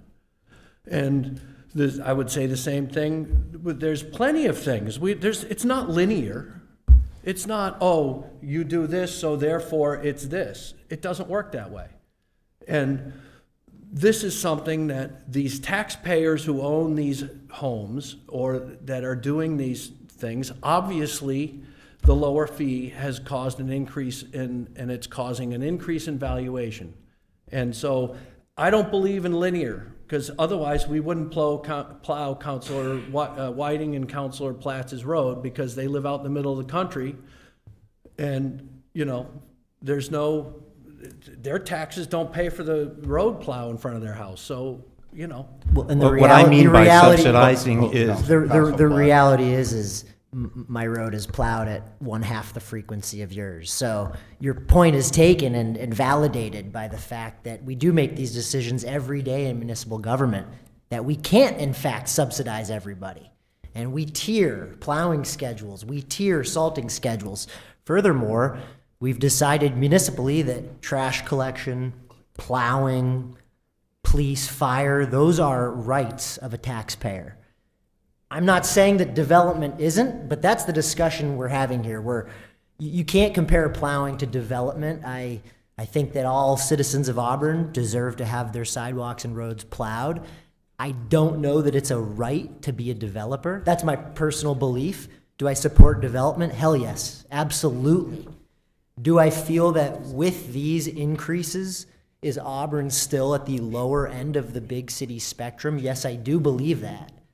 Do I believe that a $270 increase on that 900 square foot addition, do I believe that's material to the decision to move forward with a permit? I don't. I think there may be some folks in the audience that would disagree, but I haven't seen the numbers that prove that to me. So for me, this is a very simple decision. We've been operating since April on the assumption that we don't want to raise taxes, and we want to act with equity. We want to treat taxpayers equally, and we don't want to raise taxes. To me, we have two options: that raise taxes and don't treat everyone equally, and we have one option, which is to take a look at these fees. I support raising these. I appreciate what the previous council did. Honestly, I think within the range the previous council was at and we're proposing to go, I don't think there's going to be a material difference in number of permits pulled next year. That's my belief. If we were talking about matching Bangor levels, matching Portland levels, okay, let's have that conversation. I do not believe that new assessed value next year is going to take a hit because of this, and I'm not willing to raise taxes by reopening the budget. That's where I stand. Councilor Cowan. Just to be clear, when I say subsidizing, what I was thinking of was this was an issue that, as I understood, the proposal for raising this fee was because we were not covering the full cost of the staff's time. And I don't think that should be done. Councilor Whiting. Yeah, and I'd just like to go back to the slide that we saw comparing us to other municipalities. We are miles better than Portland, substantially better than Bangor, and pretty close to Lewiston, which apparently hasn't dealt with its fees for potentially 12 years. So it's entirely possible Lewiston could raise their fees to higher than what we're going to. I look at comparability with other municipalities, and we are doing very well. Just like the water district has one of the lowest water rates in the state. That's something that's very commendable. Councilor Weisner. Thank you, Mr. Mayor. So kind of going back through and kind of conversing with the Mr. Manager a little bit. So my recollection of it is the fees that we were given was not given to us. There was an understanding that there were some fees. Do I get that fees have to cover some of our expenses? Well, when we were in council, we didn't do it the year before. But I look at it as the process, and one of our constituents raised it. There's a process, and I feel that it's kind of backwards that we don't get all of our fees until after and we've loaded the budget. I understand we're in a situation here, but I have a potential solution to it, which will not raise taxes, depending on several answers to my questions. But I think the process is the issue, number one. I get that we need to go up. I agree with Councilor Gary significantly that percentages have gone up. But I think the process should have been that we should have kept the status quo of what the fees were last year, gone through the particular ad hoc committee, and then afterwards that could have came, and then we vote like we're doing today, and that could have affected next year. The conversation I've heard is also not hamstringing the next potential council in what they're going to do, and that they could have, or let them take up the issue of fees and how we address that. So maybe do we, instead of doing it, so my question will come to it is do we have any money in fund balance, and is it possible if we reopen the fund balance, because I was told last council that if we didn't pass this, it's $350,000, but now we're down to 190. But if we only modify a little bit, are we only down even slightly? But can we solve this by opening up the budget a little bit? Is there fund balance? Can we allocate a little bit of fund balance, take care of it, and then it's something for the next year's council to work on and get more in depth with? That's my question. Thank you. Mr. Manager? Thank you, Mayor. Dennis, can you go back to, I think it's page 24. It's Eric's memo or building permit fee changes. Yeah, can you just make that larger? I think this addresses Councilor Gary's comment about, Councilor Gary, I'm not specifically sure, but I think you might have said up to 3 times or 2 to 3 times more. So if you go back to the original fees of Auburn, prior fee 2021, and take any one of those columns. So we talked earlier in the workshop, the 250 for a single family home, small, it's $250. That's what it was prior to the change. Then it would drop to $25. Now the proposal is $295. That's the difference. So none of these are 3 times. I just want to make sure that clear was. There's a charge for plus square footage, 30 cents a square foot. If you, And it was 25, my recollection is the prior ordinance was 25 cents per square foot. And that's in the 900 square foot calculation, correct? That's correct. And I can have Eric come up and he's worked these numbers, but I just want to make sure we're clear what column we're looking at. Because if we're definitely looking at the Auburn current fee of 25 plus the, as you mentioned, Councilor Milks, the change, sure, absolutely. Those numbers would definitely be skewed. But we're looking at the prior fee, which is 2021, which is 250. And using this as an example, 250 to 295 or 775 to 930. Those are the difference, and then the 67 to 85. Just so we're clear on what column we're looking at to compare where we were in 2021, obviously the change to the fees, and now what's being proposed now. And these numbers, as I did in the workshop, you see how we got to the increase. So in the budget, we talked about a $140,000 increase in building fees. That's separate from electrical, that's separate from plumbing. Just the building permits was $140,000. To get to that number, we knew there was growth, we factored in growth, and then we factored in where this would land based on going to the prior fee with an adjustment based on market, where we'd be landing with that change. That's how this table was determined. And so that's what was factored in on your April 17th council budget workshop, when those numbers were included into that workshop. So you could see this fee. You also saw the code enforcement change that was in there as well. And so that's how we've come to these numbers. Other questions by the council? Council Wiseman. Yes, thank you, Mr. Mayor. Question for the manager. Back to my question is, can we open up as a possible option to solve this, can we open up the budget and potentially apply fund balance to budget it out, therefore it takes care of this as a solution, and then therefore that gets us through without any increase?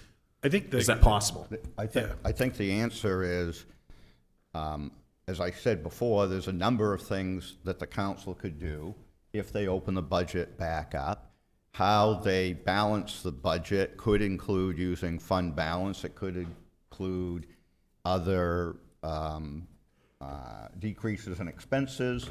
There's a range of options that could be applied if the budget's opened back up.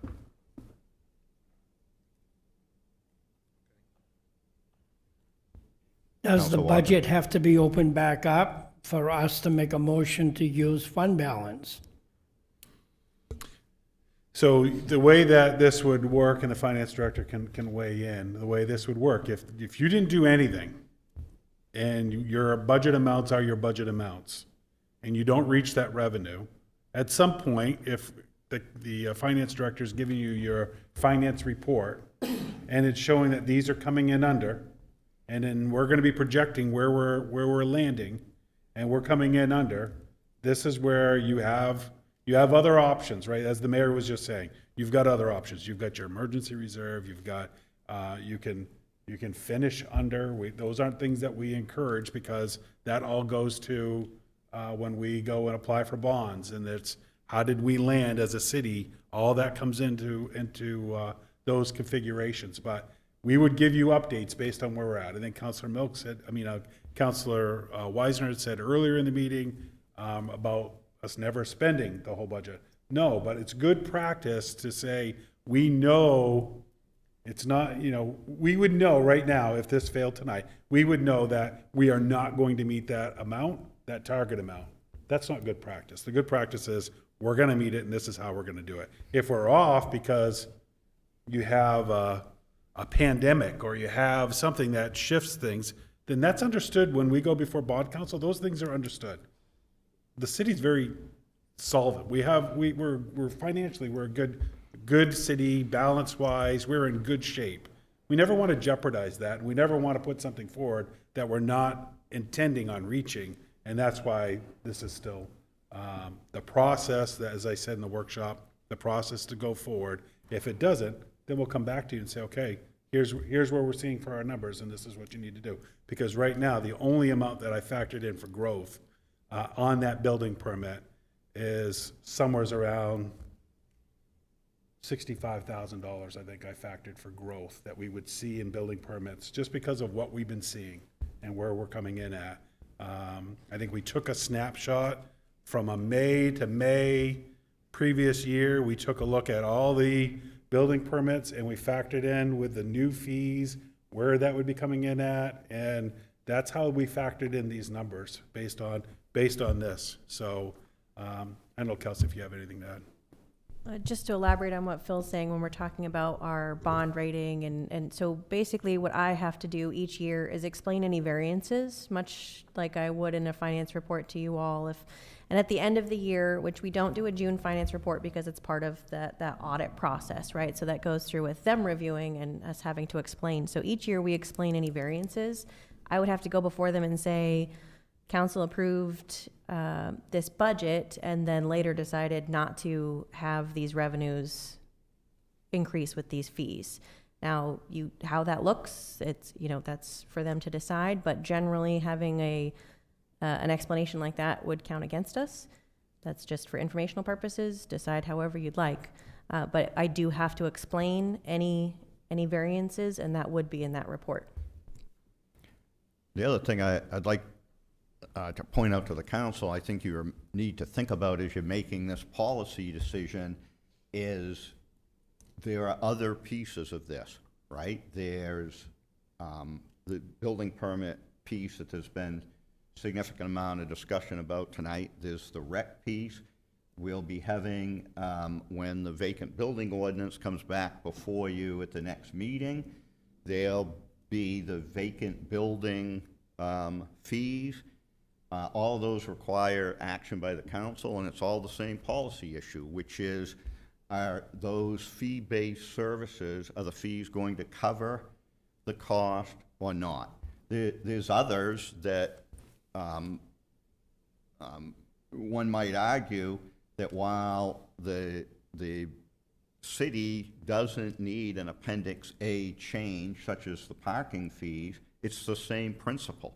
So all of these we discussed in the budget with the amount of new revenue that would come in, that revenue was booked. So I think the council needs to think about this policy more broadly than just the building permit fees. The building permit fees and the rec fees are in this change in front of us tonight. So other questions, Council Whiting? Couple things. I'd like to talk about fund balance. I remember Finance Director Eastman, you could see sort of like steam coming out of her head when you talk about, you know, dipping into the fund balance. And I appreciated that. It was always cautionary. I hope our new finance director takes the same position, that you don't do that routinely. It's only done very thoughtfully. And certainly not your first, you know, thought that you're going to take from the fund balance. The other thing is, looking at parking, I saw that $55, and I thought, that would get me 2 days in Portland, and that's a month in Auburn. We're pretty damn competitive here. So I don't think people, I know it's an election year, but people should chill out about these fee increases. We're really over-exaggerating the impact. We're keeping pace with inflation and are under the market relative to other municipalities in the state, comparable municipalities. I have zero problem doing this. Other discussion by the council? Yeah, Council Ward. Mr. Manager, can you tell me, in the past, now I've been at this a long time, in the past, have we ever gone beyond the date of our budget being finalized? Like now, we're almost into August, and we're still trying to come up with figures that are gonna take care of the budget that we voted on a month and a half ago. I have never seen us do this in 14 years. I haven't seen it done. I don't think we ever did it under Jason Levesque, and that was the last 4, 5, 6 years ago, so. You have, you know, there are times when there are things that are anticipated, much like the code enforcement. I mean, I think we talked that one pretty extensively about why we're moving forward with the private vacant properties, bringing in the additional code enforcement to address that, address other blight issues, those things. So we've had projects in the past where we know it's coming, and we would be seeing some implementation of that throughout that budget year. You have done changes to your appendix mid-year. You don't always make your changes to your appendix A at the budget meetings. There's times when you do it. Now, have we ever done it to this extent? Not that I can think of. You know, there's usually these smaller adjustments because of ordinance change, adopted a new policy, or we went out and the council said, go out and look at the market and see what we're doing on these fees. Marijuana, probably a good example of one that happened midstream. We anticipated what we thought we would be bringing in because we had multiple conversations regarding marijuana licensing as we had the moratorium and as we were going through that process. Those fees were booked in. We passed the ordinance later on, the marijuana ordinance, and then we adopted the fees under the appendix. So they're really unique. They're not something that it happens regularly because we don't typically see big sweeping things like the code enforcement. That's probably the building one, we're just going back. I look at this as we're going back to where it was. The code enforcement one that you'll get next, that's a sweeping change. That's to meet that amount because that's the first time that line item's ever been in the budget. So that's why that one there will be very unique. These other ones, the adjustments, the market adjustments, you've done that, you've done a midstream. You just haven't seen to this amount, like a building fee. Okay, second question. Why would you go back to 2021 to show us that back then we did X amount, and for 4 years, we've done $25 per, say, permit, and now we're gonna jump up to $190, and you're only saying that that's, a small increase. It's not a small increase, because for 4 years we did it without being back at 2021. All at once now, we feel we've got to, like Belinda said, triple that price, if not more. We broke this out because this is what was requested by the council at the last meeting. Show us what the fee was prior to the change in 2021. So that's why that column is there. Then what the fee is currently, and then what's being proposed. So that's why you're seeing us go back, is because it was requested by the council for this, for that breakdown. I think it was a breakdown of the buckets of the different amounts, as well as the previous fees. The request that I had, because I know I Yeah. was quite avid on it, was where, because I was told that there's $350,000 that was going to have to, we were going to have to figure out if we didn't pass it. Well, that's not true, because we're only looking at 190. Because maybe we're not going to cut anything, and maybe the 190 number is not the right number, because everybody's just grabbing numbers, and maybe we're not gonna, and maybe we just need to have more of a discussion about this, because maybe we're not going to change the fees that are with parking. So maybe that's not going to be. That's why I wanted to see how much money is coming, and I appreciate the presentation that was very helpful about, okay, how much is coming out of the parking, how much is coming out of building fees, so we had a proper breakdown from probably a 20,000-foot level to make a more informed decision about this, because you are going from $25. Yeah, I understand it was $250 about in 2021, but people are going to look at what it was last year when they try to do something compared to now. And that is $25 up to $295. And people will look and say, wow, you just went up X a percent. And they don't look at the number, even though it is. But $300 to people is a lot of money. I get it, they're building $500,000 properties, but sometimes they're only building, a deck or something small. Sometimes people don't like huge changes. And like I said before, I get it, there needs to be increases. Do we need to subsidize the other things? I get those. But at the same time, my argument of where I was number one is the process and having discussions so that we can make a more informed decision in regards to what's the actual number and coming to a solution on this.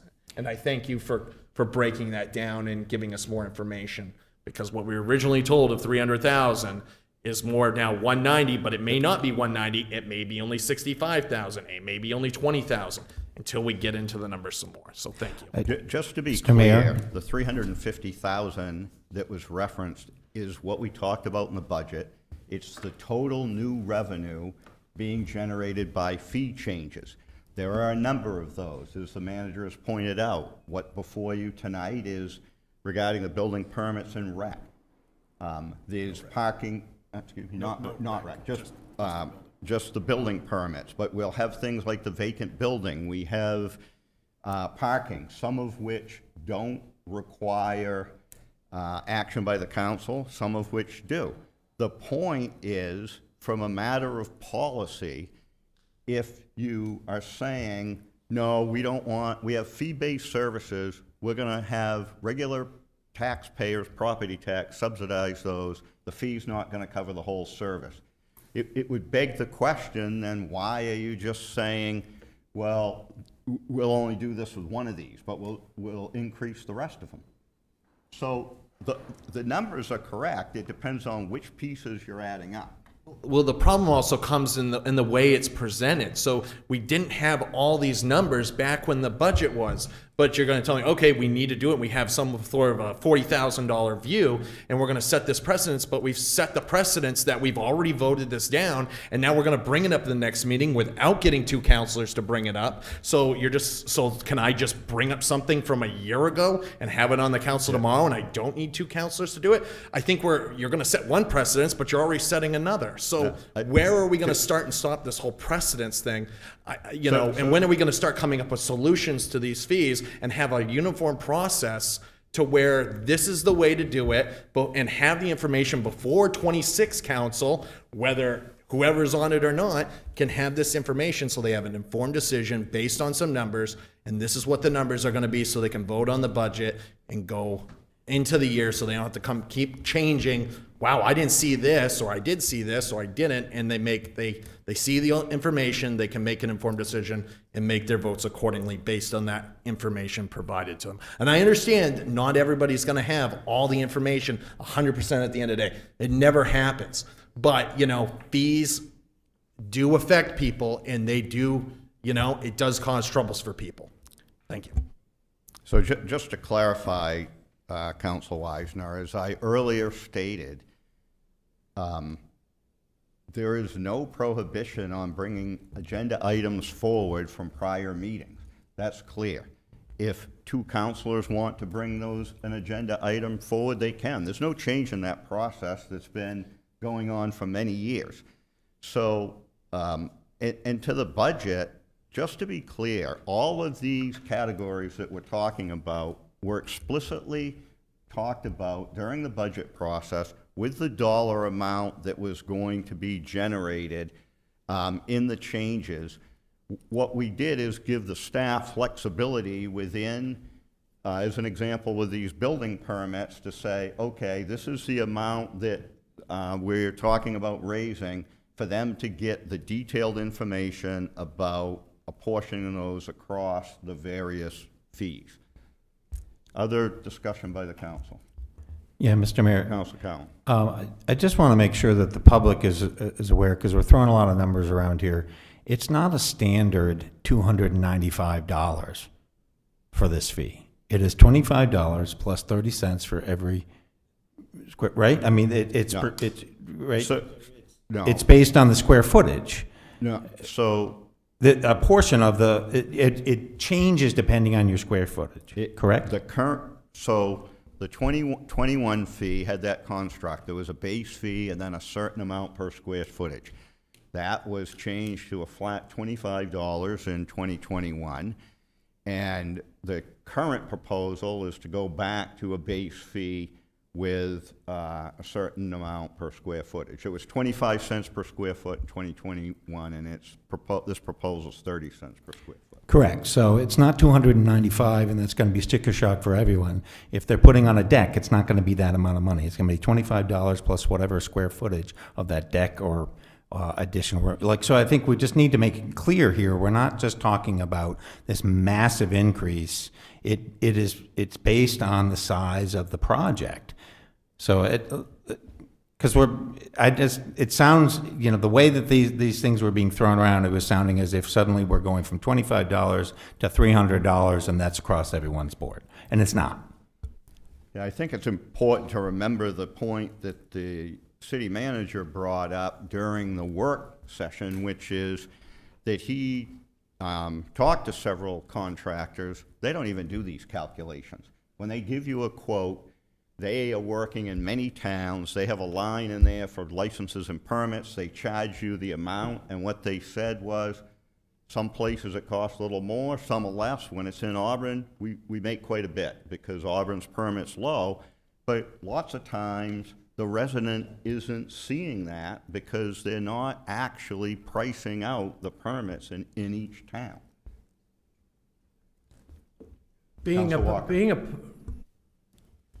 I just want to make a comment on what has been thrown out on votes in the past.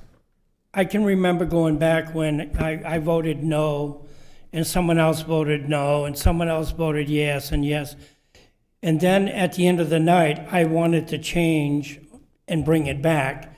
Wasn't allowed to bring it back because I either voted yes or I voted no. I don't know which way that is right off, but Ben and I couldn't bring back next year's or last year's thing next year if we voted no or if we voted yes. I don't know which one's the correct one, but I would guess that they would know. I'll clarify that for you, Council Walker. So within the same session, within that meeting, in your example, if there's an item and you vote, doesn't matter, yes or no, you vote yes, and within that same meeting, there would be a motion for reconsideration.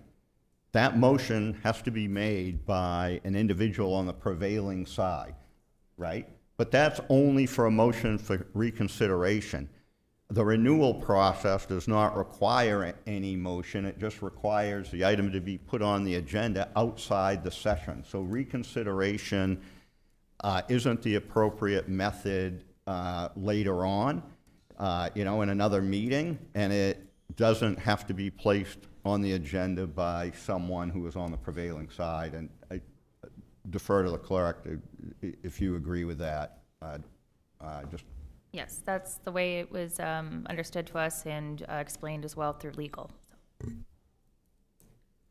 Council Mills. I can tell you that if somebody's a builder in town and they're building an addition, that they're not overcharging their client they're charging them what the fee is. Now, I can't speak if you're developing the gravel pit, maybe you'd be factor that in.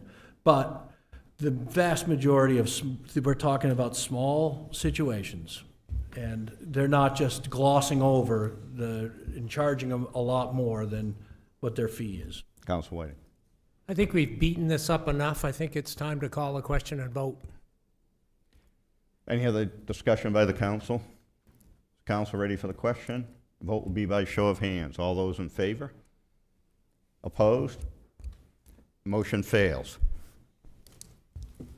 So I would give the same advice I gave at the last meeting, which those that voted against this, I'm expecting that you will come forward with some type of an agenda item to correct this situation, because we are currently in a situation with an unbalanced budget. I would ask the mayor to break the tie. There was no tie. No. The tie was last time. Yeah. So we'll go on to the next agenda item, which are reports. So for the mayor's report, several of us went to the ribbon cutting for Nutty Nettie's right around the corner here at Court in Maine. They had a really great crowd. If you haven't been in, go in and try it out. Food's great. They did a really nice job with the renovation. Update on the comp plan. So the first focus group was last week at Edward Little High School. In the comp plan committee is finishing up their inventory and analysis phase, and they're moving into the visioning phase. So there was a focus group meeting at Edward Little High School. I had about 100 participants. And the first public session was at Lake Grove Park this weekend. I had great weather, and that went well. There's two upcoming public sessions, one about people and services, which will be on Wednesday the 23rd at 6 p.m. at Edward Little High School, and another on the built environment that is on Wednesday the 30th at 6 p.m. at the Senior Center. With that, Councilor Gary? Nothing at this time, thank you. Councilor Whiting? Just like to thank Mount Auburn Apartments, the developer of Mount Auburn Apartments. They've got their first building leasing up. Rode my bike by there Sunday morning and saw cars in the parking lot. And the second building has gone up really fast, especially considering the fire, which apparently required them to even, redo the slab. Even the slab had to come up. So it was a complete rebuild after getting insurance to make the settlement. So kudos to that company for their quick development of that property. Councilor Cowan? Nothing tonight. Councilor Miller? Nothing tonight. Councilor Weisner? Nothing tonight, thank you. Councilor Walker? Nothing. Councilor Platt? No updates from the school department. However, I just wanted to mention that I ran in Emily's Run 5K on Sunday, which is one of the Triple Crown 5Ks. I saw a lot of Auburn Public Works orange cones, which means they were involved with that. So kudos to Public Works for, I'm guessing there was some volunteer time, or at the very least some donated, city assets that the racers were able to use. So thanks to the city of Auburn for that, and to the organizers for putting on the race. Representative Abdullahi? I'd like to welcome Brendan for coming in as student representative, but other than that, I don't have anything for tonight. We won't put you on the hook, but feel free if you have any comments to make. Yeah, I want to thank everyone for being so welcoming today, specifically Councilor Platts at the appointment committee and Emily throughout today. And I just want to kind of say that it's really great that you guys have student representatives here, but I think it's also important that as a city council, you guys are going and speaking to students directly, because we may have an opinion about something, but it's affecting every student in the city, not just us. Thank you. Mr. Manager? Thank you, Mayor. Just a few items. First, we participated in ICMA is the International City Managers Association, and there's a military fellowship for placement of senior military personnel that actually run military establishments there. Most of them are all retired, but they're in a civilian position. And so we participated in that program. So we had a deputy commander of Natick, Massachusetts, come and shadow us all last week, and went to the different departments, got to see how departments were run. They're very similar, where they plow roads, they have a police department, they have fire service, all those things. So it was a good opportunity. That's why ICMA does this. I just received the report back today, and so I'll forward that off to the council so you can take a look about his experience here. But it was great to have him here. His son actually lives in Maine, so it worked out really well. And so it was good to have him part of the program. Couple other things. One, August 5th, 5:30 to dusk will be the National Night Out. They'll have live music with LA Harley Band. That is very much a family-friendly program event in their downtown. Councilor Gary mentioned that earlier. I think all of our events have shifted to that as a result of comments from the council. So we're looking forward to that event. There'll be a training exercise by the Androscoggin County Hazmat Team. This is a routine training exercise, but it'll be at Edward Little High School near their track and athletic field. It'll take place between 8 a.m. and 3 p.m. on Wednesday, July 23rd. Oftentimes, people will see a lot of public safety vehicles response and think that there's an actual emergency there. But this will be a training exercise that's taking place. And the last item I have is the Auburn Business and Community Development, which includes general assistance, public health offices. They've successfully relocated to the Auburn Resource Center, which is located at 121 Mill Street. So. Councilor Gear. Thank you, Mr. Mayor. Can you please put on our Facebook page about what you said about the drill up at the high school so that the word will get out? Yeah, it is currently. Okay, I hadn't seen it yet. I think she just posted before the meeting. Okay, I'll make thank you. sure, though. Yeah. Council Milk. I forgot to mention, we have August 2nd is the Matt Clausen Memorial Scholarship Fundraiser at Lost Valley. Matt was an Edward Little teacher, special ed, was really a brilliant man with young people, and we lost him too soon. And so some friends of his are getting together, and you might even see me up on stage, but we're going to play some music in his memory and raise money for his scholarship. We're going to have the past recipients come up, Edward Little students, so I want to encourage you guys to come if you'd like. And we're going to hopefully raise some more money for his scholarship. That's fifth year, and that's August 2nd at Lost Valley, starting at 6.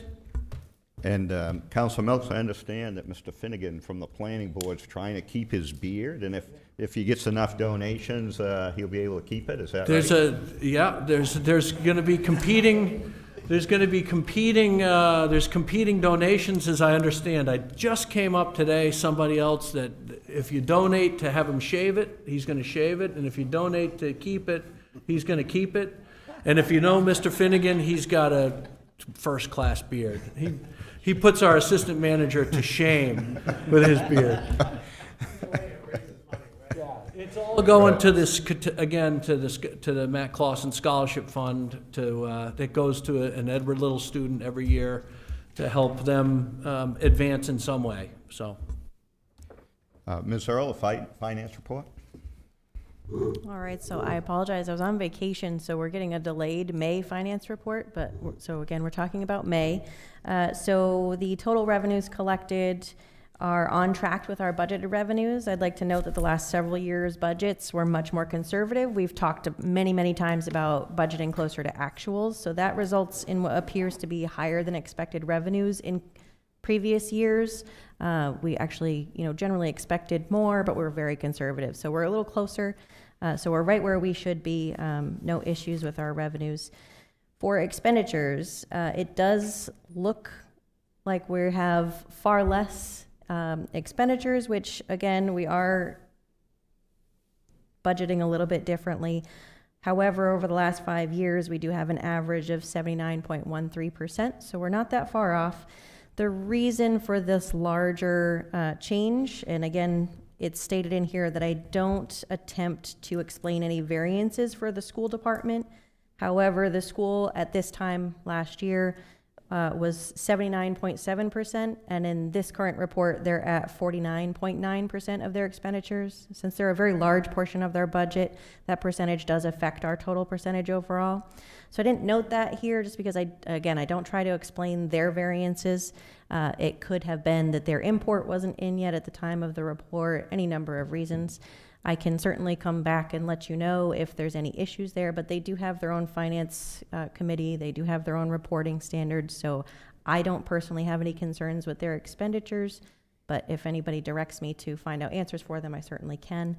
But that is why that comparison is so big. Questions by the council? Is there a motion to accept the May finance report? Motion to accept. Moved by Council Walker and seconded by Councilor Milks. All those in favor? The motion is adopted. We'll move on to the second open session of the evening. Any member of the public that would like to address the council on an item that's not on tonight's agenda, please approach the podium and provide your name and address. Mr. Mayor, just to clarify, Mr. Norton did come up and ask where the line is, so I did look at the boundary line for Mount Auburn Ave as you come in from the hotel coming up towards Lowe's. It's back at the city's line is actually back at that second entrance into the hotel. That's where our line ends. The line beyond that is actually Lowe's. So I believe that the team has already reached out to them regarding some issues there. And that, as well as, I think there's some litter problems there too that they also reached out to them on. So hopefully we'll get that taken care of. Great, thank you. Yeah, yeah. Any other member of the public like to address the council in open session? Not seeing any. Open session will be closed. We dealt with the executive session earlier. Is there a motion to adjourn? So moved. Moved by Councilor Platt, seconded by Councilor Wisner. All those in favor?